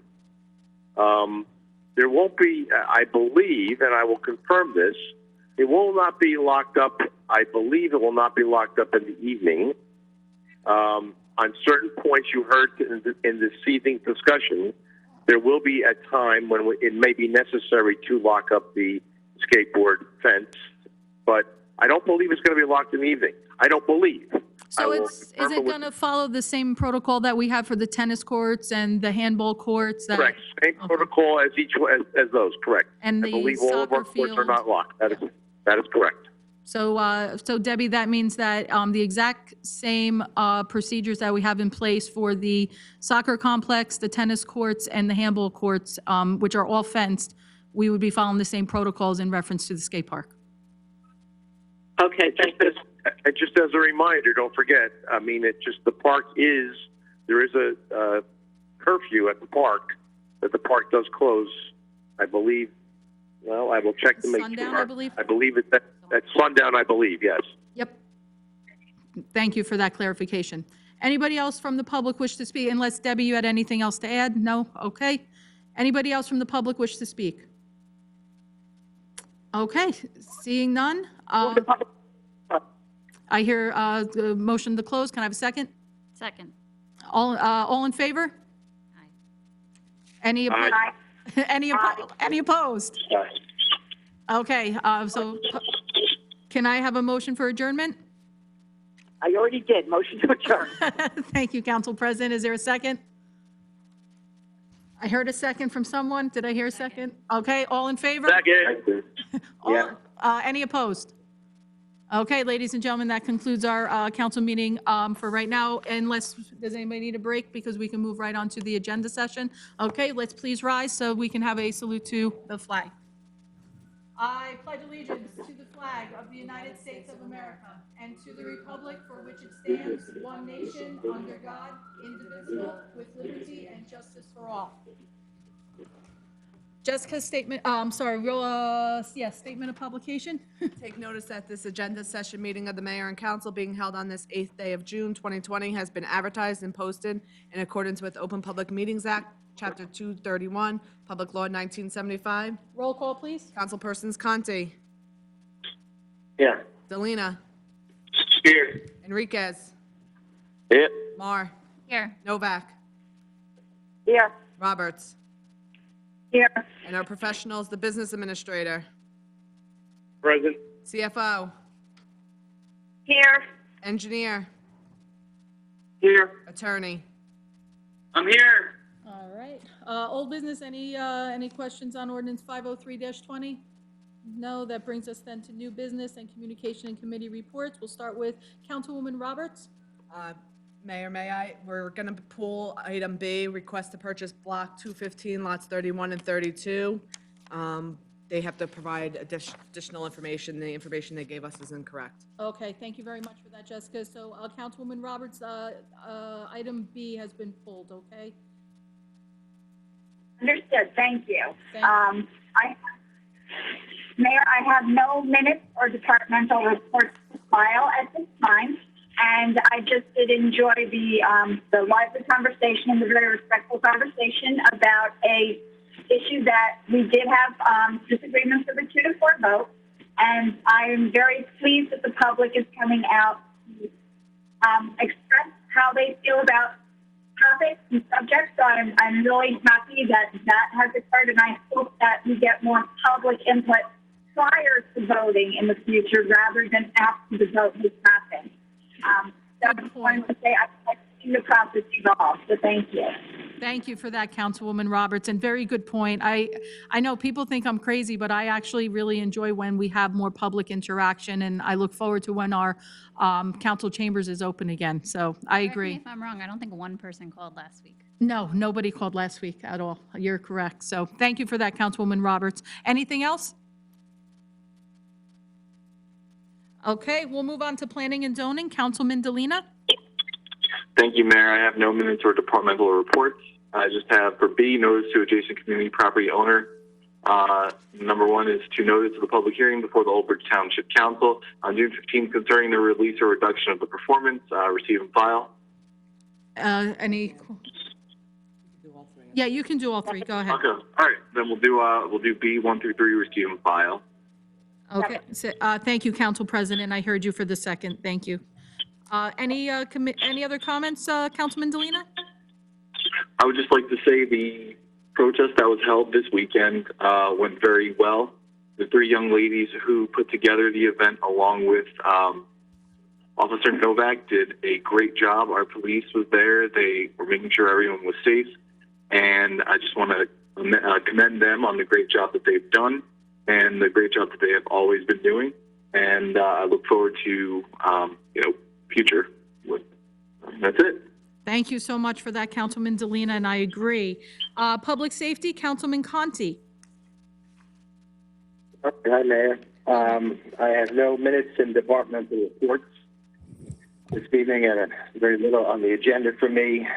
So I will take this opportunity, though, to echo Councilman Delina and just talk briefly about Saturday's protest. Yes, the 3 young ladies took hold of this and really did a nice job. And they promised a peaceful demonstration, and that's what we had. Lieutenant Novak and Chief and the rest of the officers were there for them to guide and help organize the surrounding area to ensure that it was a peaceful event, and it was. I'm so happy to see that. It was a demonstration done right by the ladies, and and I appreciate all of the support, those that were out there, Mayor and the council. I know that was important to the ladies, to the cause, the residents to see them out there, and I really do appreciate them supporting the cause and being there for the residents. Thank you for that, That's all I want to say, man. Thank you so much, and you did a great job with your speech as well. I know it was very well received, and the young ladies were very grateful for your thoughts. Recreation, Councilman Enriquez?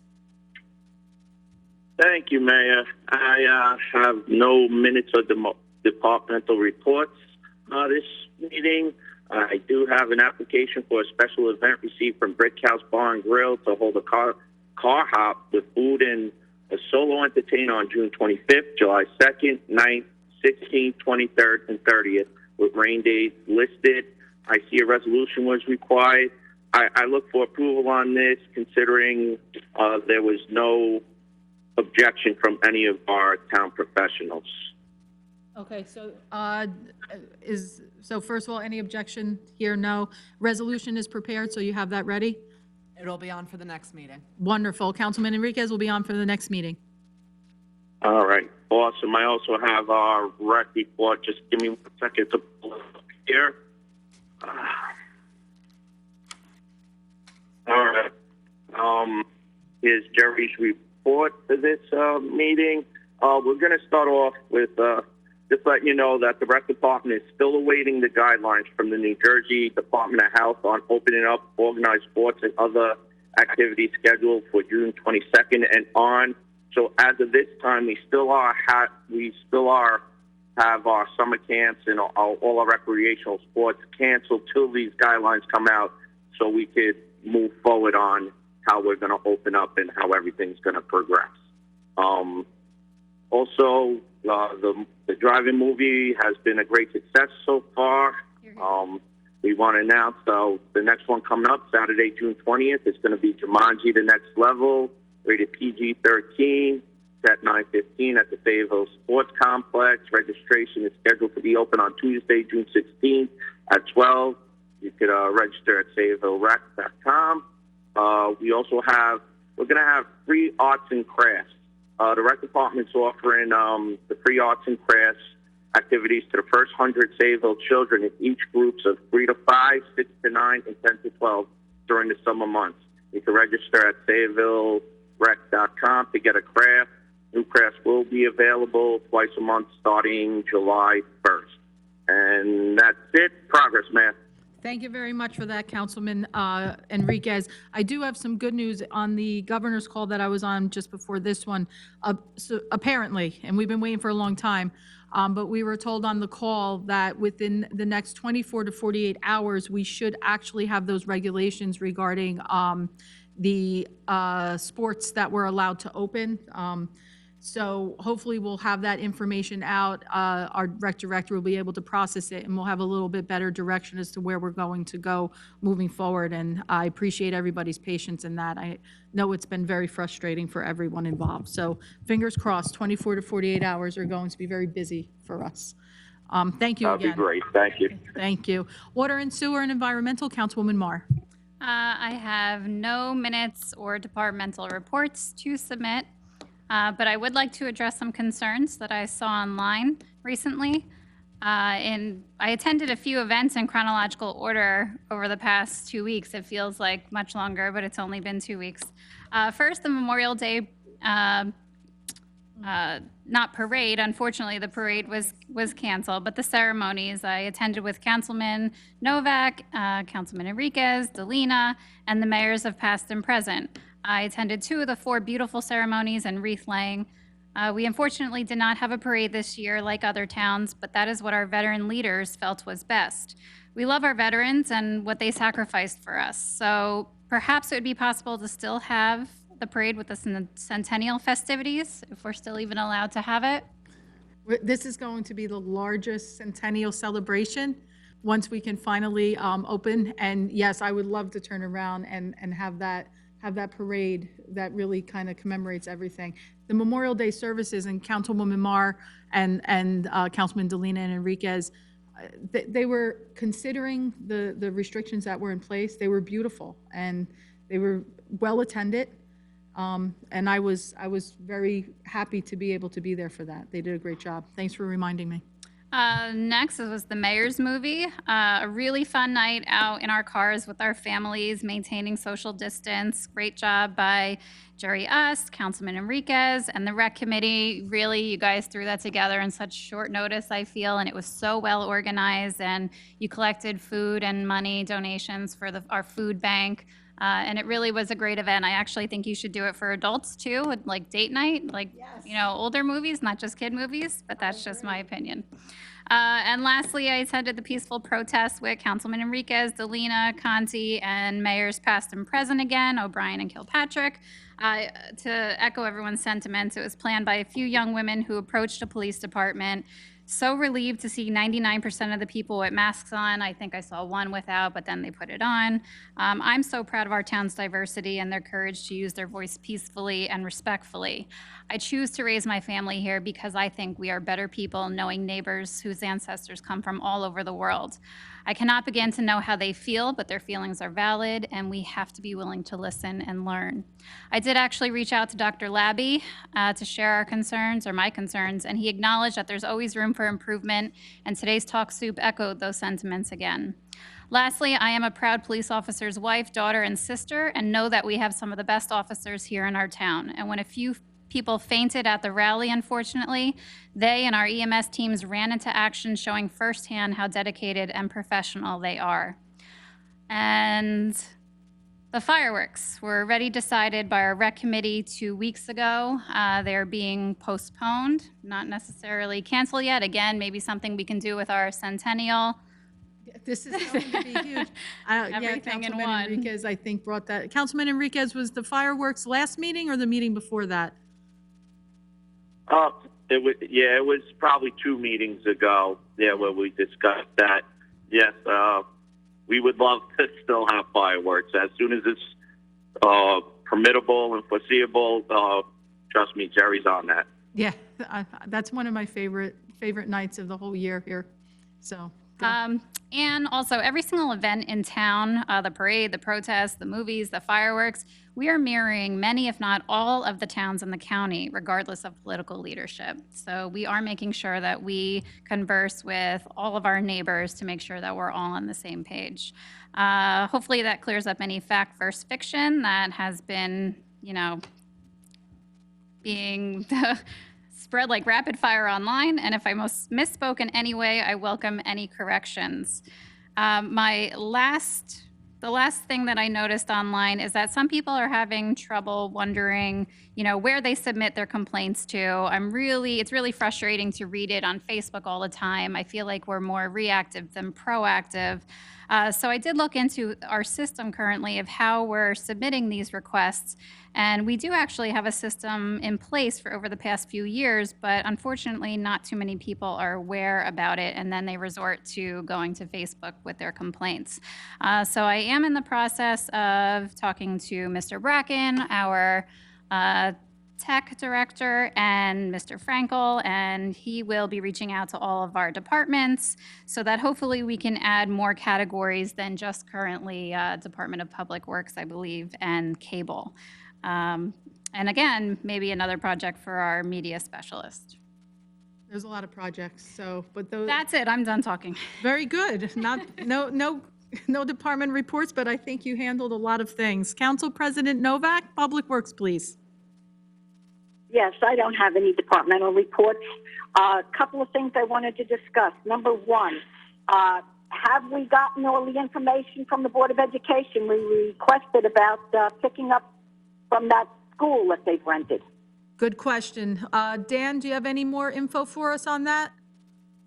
Have even tried as up to today. I spoke to Ms. Hill, who's the business administrator, and I spoke to Tony Esposito, the board president. I do not have all the information yet, and they promised as soon as they can get it, they would give it to us. I said we can't make any decisions until we have all the information. Thank you, Dan. Now, we passed the budget, and I understand we're trying to, not being totally sure of every dime we're getting in revenue. We have, we won't be hiring a lot of summer help, but at this time we won't be doing any overtime, so Fort Grumpy will not be open on Saturdays. But I do have, there are several people that are in the budget. The money does not come out of the budget, actually. It comes out of the recycling tonnage grant. We are in desperate need of these people. Recycling tonnage grant can only be used in connection with recycling, so it can't be used in any other part of the budget.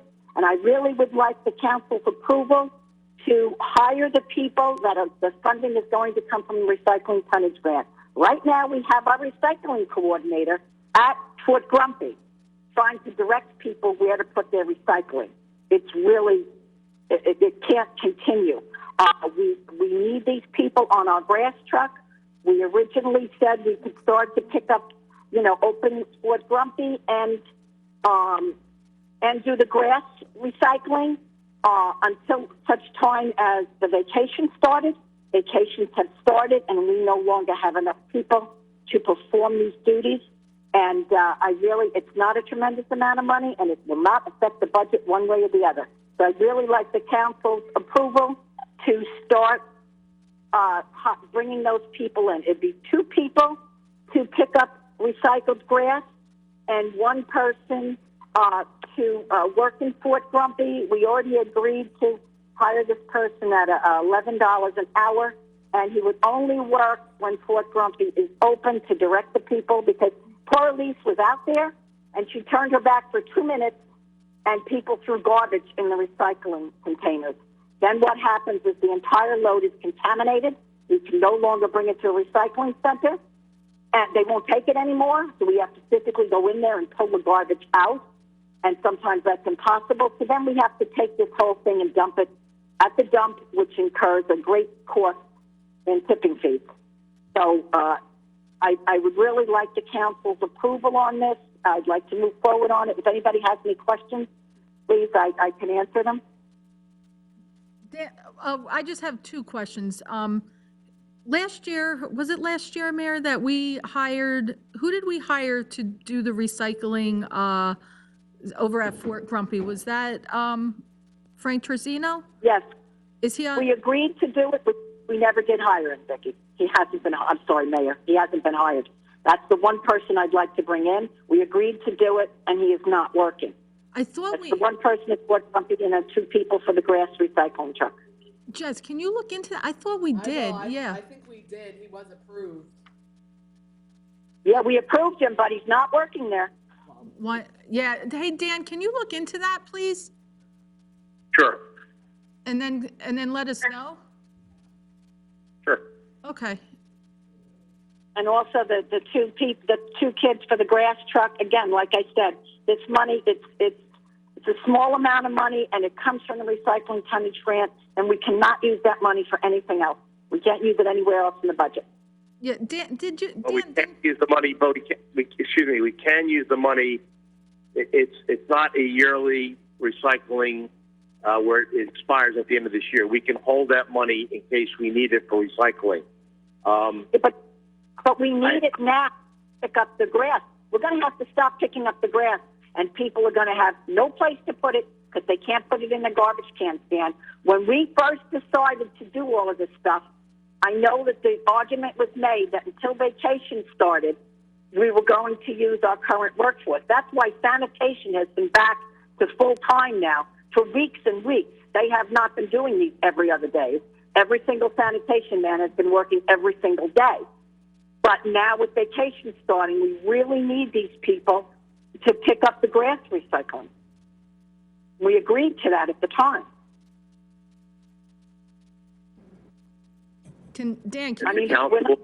Council will allow, I will speak to the director tomorrow, Bernie Bailey, and see if we can come up with a way that we can work this out. I'm okay with that. If you talk to Dan, if you talk to Bernie, find out what I don't even know what the costs are. Mary, it sounds like a good idea. It seems like a reasonable plan. Yeah, I mean, the costs were sent up in an email, the exact amount of money. Yeah, at $11 an hour, I mean, it didn't add up anything tremendous. Again, I would like to see it as well. I think it's necessary, and if Bernie Bailey thinks it's necessary, I think we should move forward with it.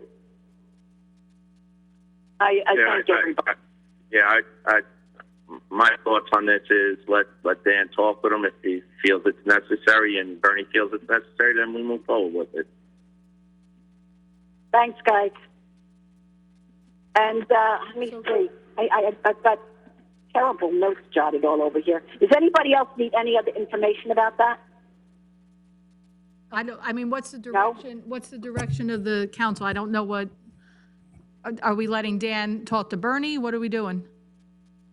That's my thought on it. Let Dan talk with Bernie, let them work it out, and then they can get back to us on what they think the best course of action is. Yeah, I think that's the way we should go. Okay. I mean, I don't get a vote in it. Yeah. Kyle, it was discussed before we opened Fort Grumpy that we'd be able to handle most of the stuff up until the time vacation started. All right, so Dan, I think you got your job ahead of you, Dan. Talk to Bernie, and it sounds like the council just said, work it out and get back to everybody. Is that what we're hearing? Really can't get back to everybody. You don't understand. Vacation started this week. I've got a lease at Fort Grumpy. This has to be. If Bernie thinks it's necessary, and this whole meeting was had weeks ago where we said we were going to be okay until vacation started. You can't get back to the council. That's another 2 weeks. All of these conversations, we keep having them and having them and having them and having them, and nothing gets done. It's in the budget. I think we just approved the budget. I think we got to spend this money, or we're going to have to start. I mean, we're well far behind in most of our work. We haven't filled the damn pothole in town because of COVID. We're going to start doing that now that those men are back. But I don't want to start cutting back on services that we already started, but it's going to have to happen. I'll have to ask for what the will of the council is. I thought the council, had said what they said, but I understand what you're saying, Mary. You're basically saying you want the council to approve this right now. If the director's asking for it, and he says it's necessary to continue the functions, it's not to do anything exercise. It's just to continue the functions we're doing right now. If the director has already said yes to it, then we should take his advice and move forward with it. I mean, especially if it's not costing us anything either. As you said, it's coming from a grant, then there's no issue. Dan, were you trying to speak? I heard two voices. I don't know if it was just Kevin or just feedback. I think it was Councilman Conti as well. Okay, I didn't know who else was coming, and I thought I heard more than one voice.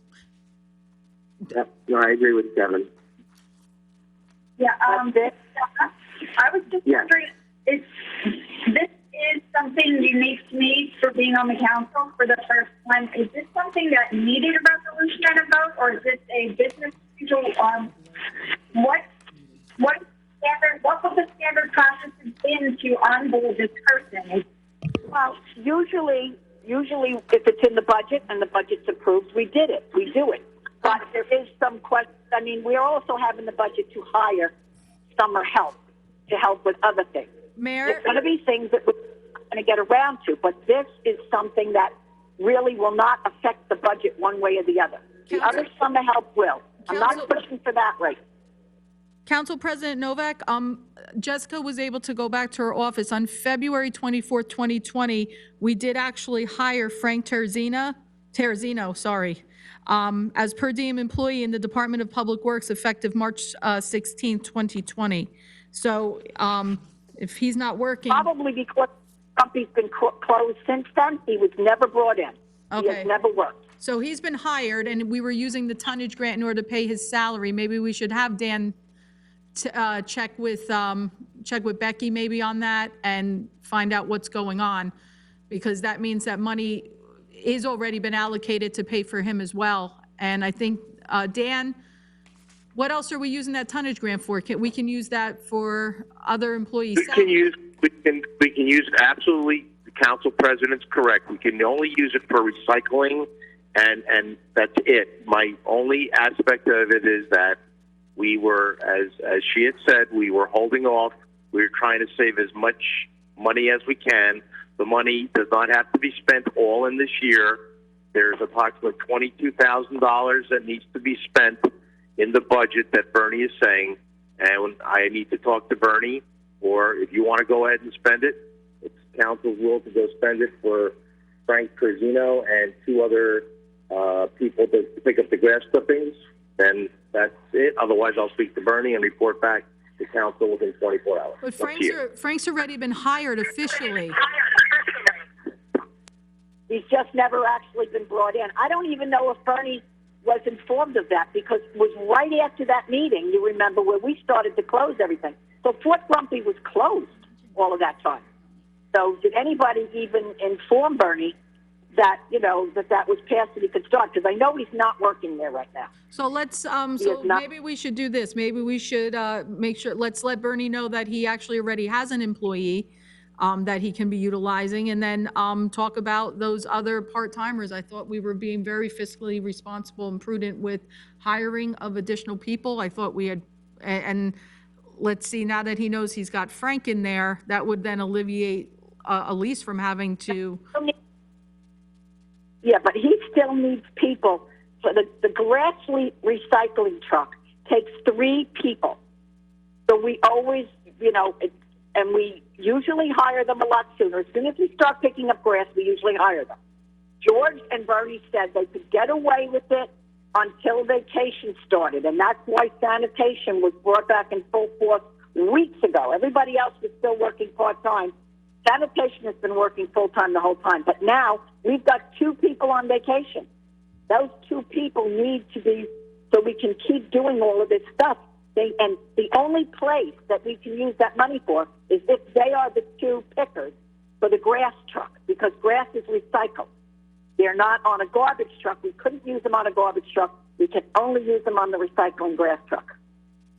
All right, so what? And I discussed, and George said we could wait, and then they were never. Bernie started to ask, well, have we? If we started to look for people and stuff, and nothing's been done to actually hire them, and we've got people on vacation. This isn't going to get any easier. Trying to do everything with less. We're not hiring any help that's coming out of the budget. We realize we have to wait and see what our revenue is. But this, we know what the revenue is from this tonnage grant, and it can only be used in recycling measures. Yeah, maybe we can hold it off until next year, but in the meantime, we might have to stop picking up grass. And that's not going to make the residents happy because there's no place to put it. They can't put it in a garbage can. It won't fit. Okay, council, so you guys have a decision, it sounds like. Councilwoman Novak would like you to authorize the hiring of part-time employees that would come out of the tonnage grant. We already know that Frank Terzino was hired on February 24th. He isn't being utilized right now. However, and whatever his salary would be out of that, I don't know how much his salary would be that you would already be taking out of the grant. Do we also pay Elise's salary out of that grant too, Dan? Part of her salary coming out of that grant, and Councilwoman Novak is saying that if we don't hire these part-time individuals, but I don't know how much, well, what is it, $11 an hour? She's saying that we don't have the manpower in order to pick up the grass as a result of vacations, and that we would then have to hire these part-time employees and also put Frank in there, that all 3 of those would be coming out of the tonnage grant. So, and Dan, did you have anything to add? I think I surmised it for the most part from Councilwoman Novak's perspective. Dan, did you have anything to add? So we can move on with the next portion of the agenda. The will of the council, that is fine. Okay? I'm sorry, what? If that is the will of the council, that is fine. I would like to talk to Bernie, but if you want to do it now, that's fine. Whatever you want to do. Okay, so will of the council. Yes.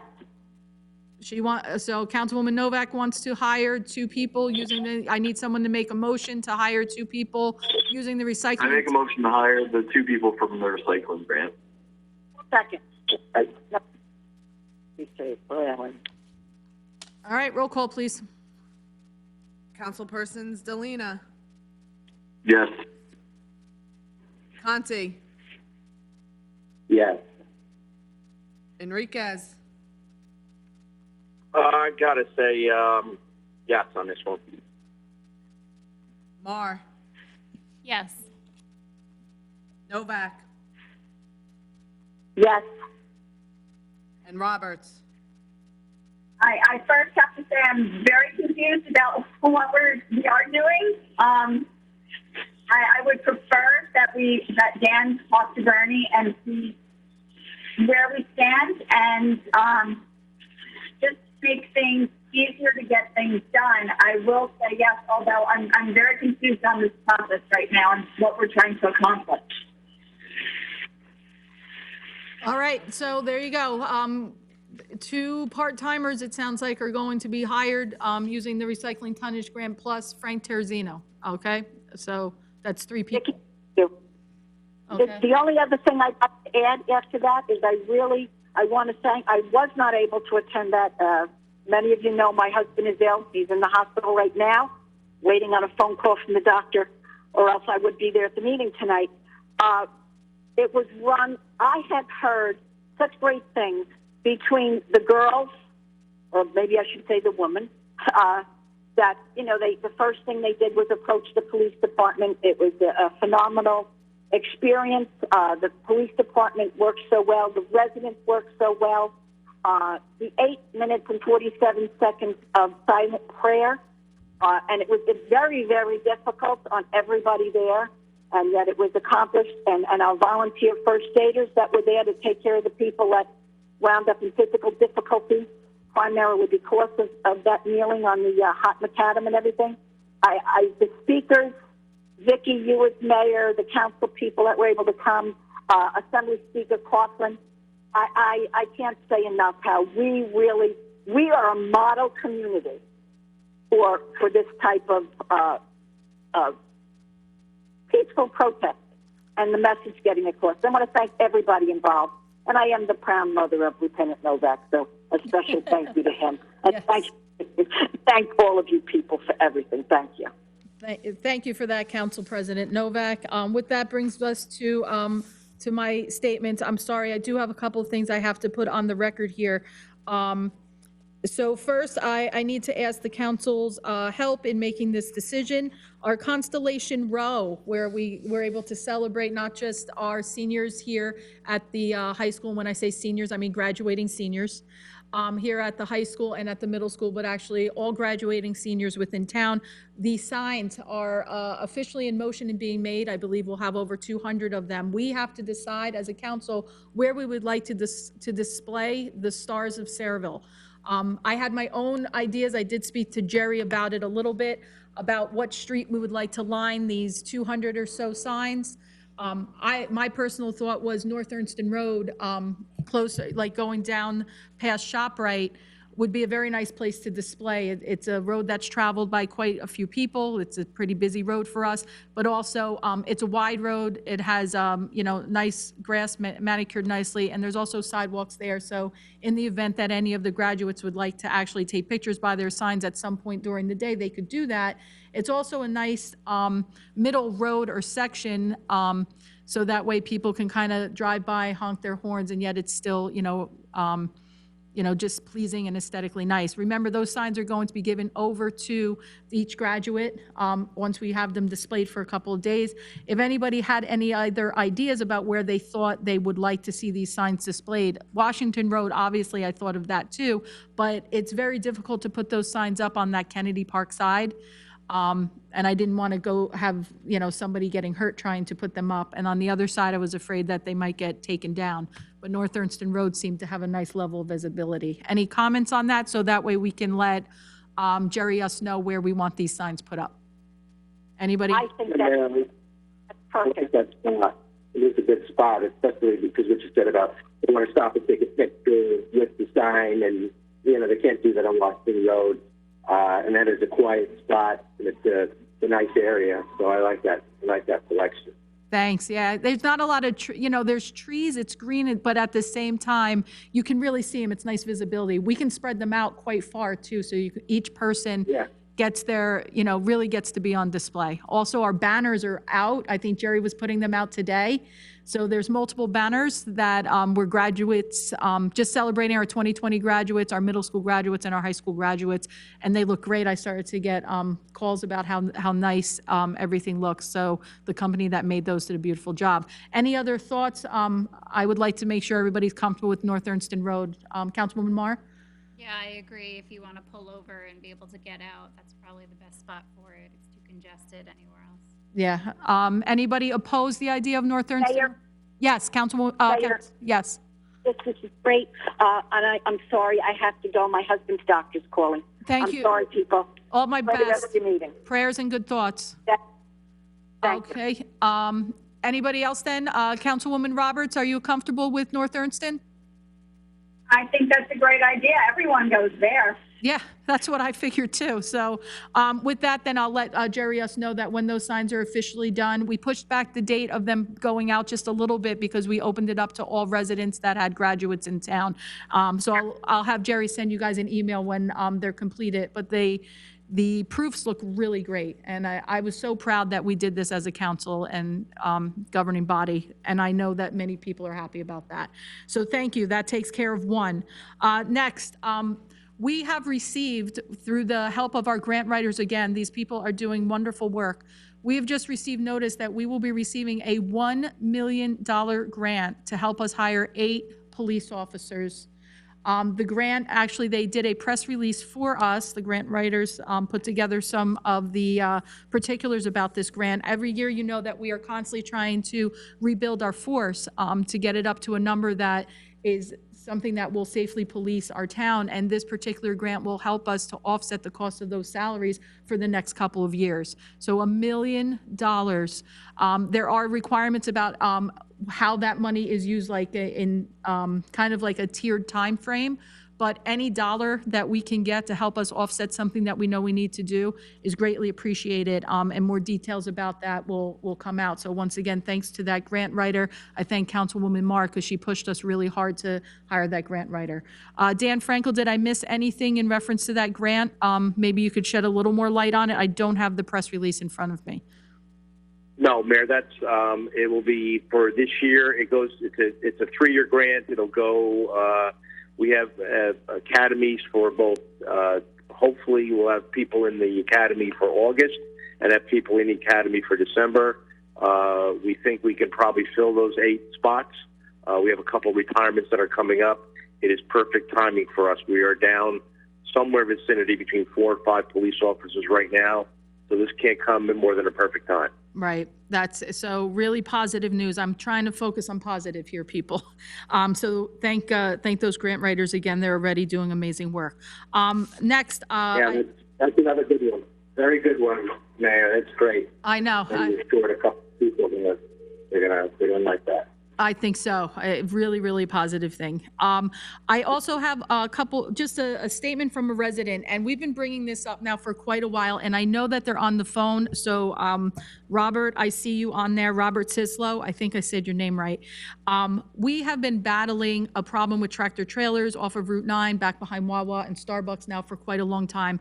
And Robert and I have been back and forth on email, and he provides me great photos. Our police department, I had sent over to, let me think, is it Sergeant Braille?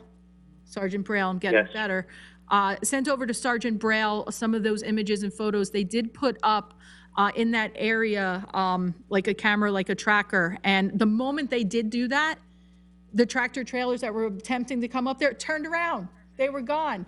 But they just took down that camera again, and now we're right back to the same nonsense. So I know that Sergeant Braille has been working on this, but at this point, we really need to be as aggressive as we can. The residents over there deserve to have some peace, and it's becoming a major safety issue.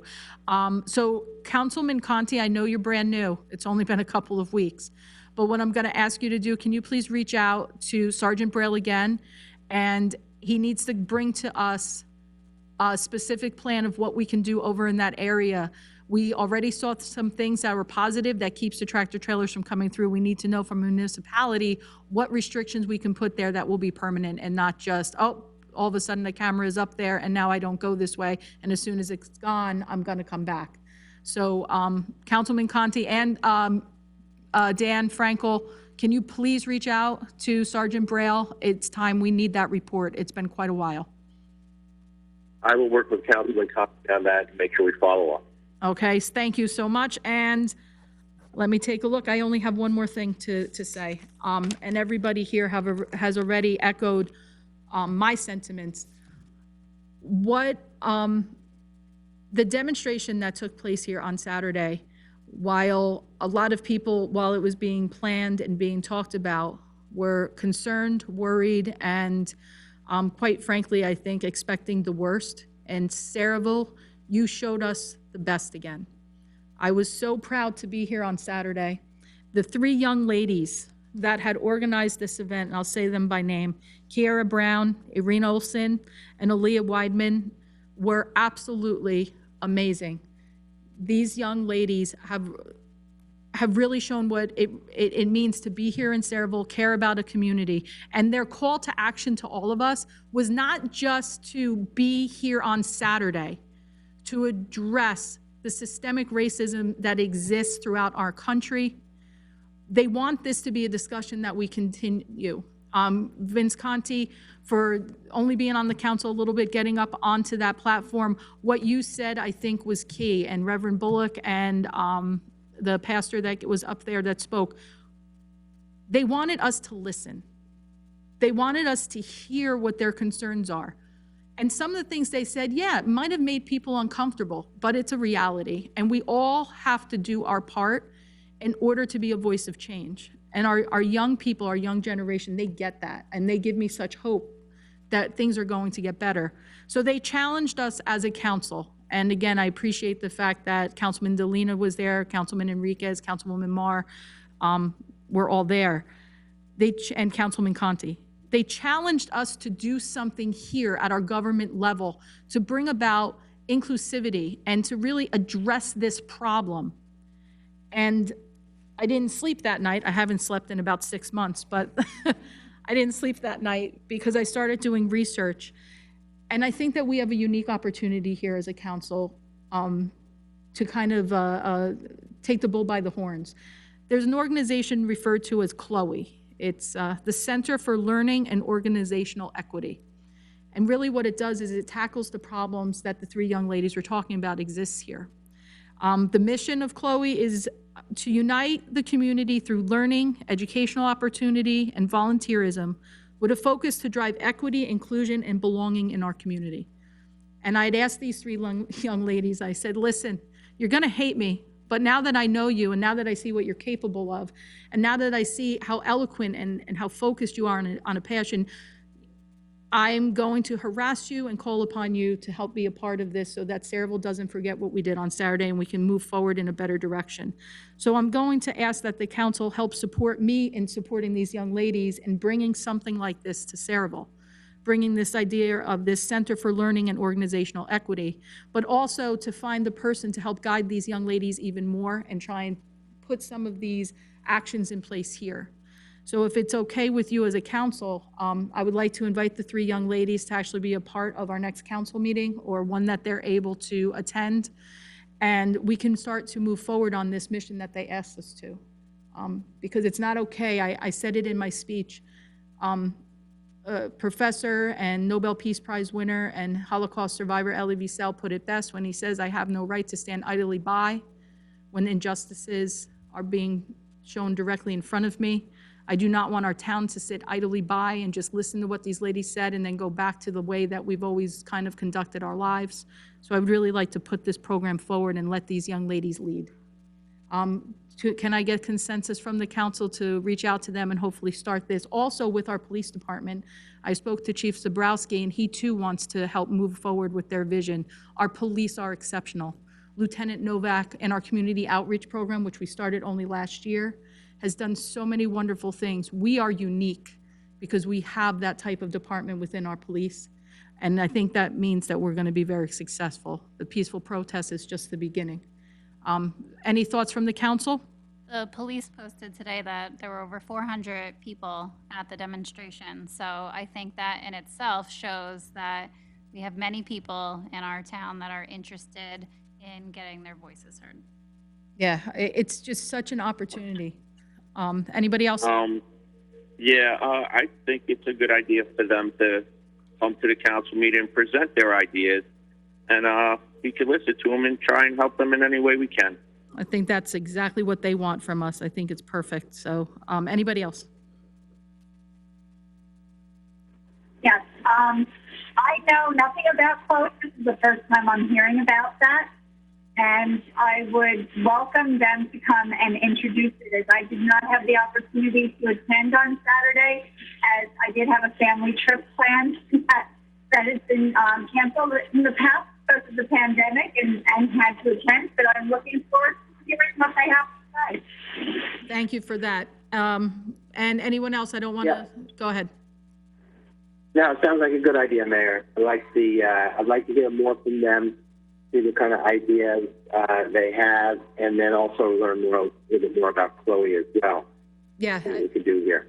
Yeah, I think it will be great. And, you know, the more you... As would I. I think if we bring them in, we should definitely listen to them and hear what they have to say about this great organization.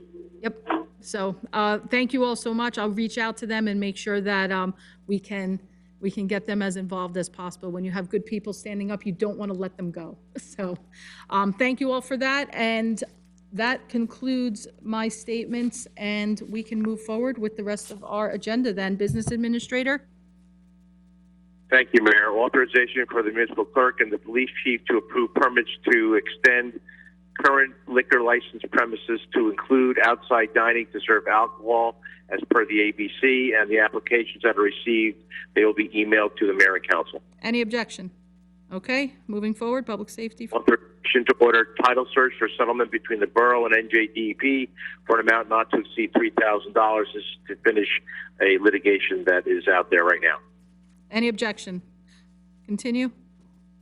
Authorization for the Sayreville Fire Department to use one of their vehicles that is no longer needed for extrication purpose training as a 2003 Ford pickup. Any objection? Okay. And authorization to advertise for bids for the High Line electrical work. Any objection? All right. Anything else to add? That's it. Thank you. Thank you. CFO's report, Denise? Nothing, Madam Mayor. Thank you. Thank you. Borough Engineer? Thank you, Madam Mayor. 2 items this evening. The first is the New Jersey Department of Transportation Trust Fund. They're accepting applications. I reviewed the request with Mr. Bailey. He has recommended South Minnesink Avenue, so we're looking for a resolution to submit a grant application for improvements to South Minnesink and also for pedestrian improvements on Bordentown Avenue. There's been an application we've submitted for a number of years for a walkway extension from the Winding Wood development down toward Journey Mill Road. So we'd like to submit that again. So 2 resolutions for your next meeting for those 2 grant applications. Okay, thank you. Second item, improvements to Oakwood Drive and Shy Drive. Tomorrow we're receiving bids for that project. So if everything is in order, I'd like to have a resolution awarding that contract at your next meeting. Thank you very much, Jay. Anything else? That's all. Thank you. All right. Thanks. Borough Attorney's report? No report, Mayor. Just to remind you, we do need a few minutes in exec, so after the public portion, no action could be taken, but just wanted to remind, don't forget it. No, I will not forget that, I promise. With that, then, we'll move to the public portion. Anybody in the public that wishes to speak, please press star 9 now. Okay. Seeing none, I'll ask for someone to close that public portion. Can I have a motion to close the public? Motion to close the public portion. Is there a second? Second. Okay, any opposed? All in favor? Aye? Okay, I reversed that just to see who was awake. With that, we'll need a motion to go into executive session, and Jess, you'll need to read that. All right. Resolution for closed session, whereas Section 8 of the Open Public Meetings Act, Chapter 231, Public Law 1975 permits the exclusion of the public from a meeting in certain circumstances, and whereas this public body is of the opinion that such circumstances presently exist, now therefore be resolved by the Mayor and Borough Council of the Borough of Sayreville, County of Middlesex, State of New Jersey as follows. The public portion of this meeting is hereby adjourned in order that the governing body may meet in closed private session for approximately 20 minutes to discuss the following matters: personnel, litigation. Following the conclusion of said closed session, the governing body shall reconvene the open portion of this public meeting to consider any other matters which may be properly brought before it at this time. The nature and content of the discussion which occurs in closed session shall be made public at such time as the need for non-disclosure no longer exists. This resolution shall take effect immediately. I have a motion, please. Make a motion to go on the close. Is there a second? Second. Second. About how long are we going to be in there? about 20 minutes or so, and action to be taken when we return? No. No action here. Okay. No action. Okay, thank you then. Do we need a roll call to go into, can I have a roll call, please, to go into closed? Councilpersons Delina, Yes. Conti, Vince, are you still there? Yeah, sorry, I was on mute. Yeah. okay, Enriquez, Yes. Mar, Yes. Roberts. Yes. Okay, so we'll retreat over there for about 20 minutes? All right, do they have directions to? Yes, they should. Okay. Which room, 308? 308.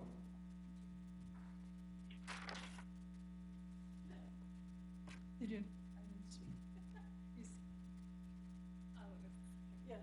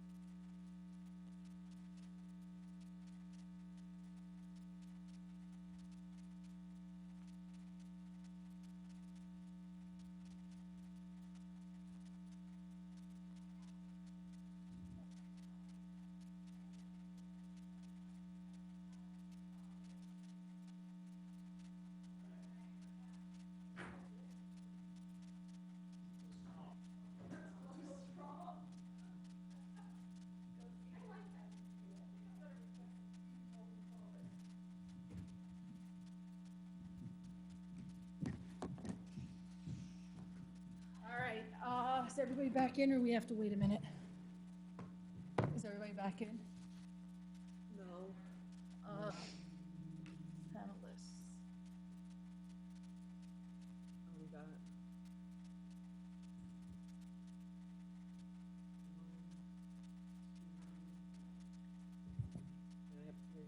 The number didn't work for me last time. I had to call in the public number. So I was with you, but you couldn't tell. Okay, now. So for those people that, can the public hear us now?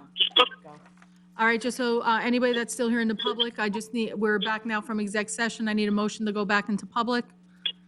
Is there a motion to go? Make a motion. Is there a Make a motion to second? go back in public. Second? Second. Councilwoman Marr is a second. So all in favor? Aye. All right, any opposed? Great. Can I have a motion to adjourn? Make a motion to adjourn. All, is there a second? All in favor? Aye. Any opposed? All right, ladies and gentlemen, thank you all. Have a great evening. Stay safe and be well. You too. Thank you. Okay, bye, everybody. I have a lot of.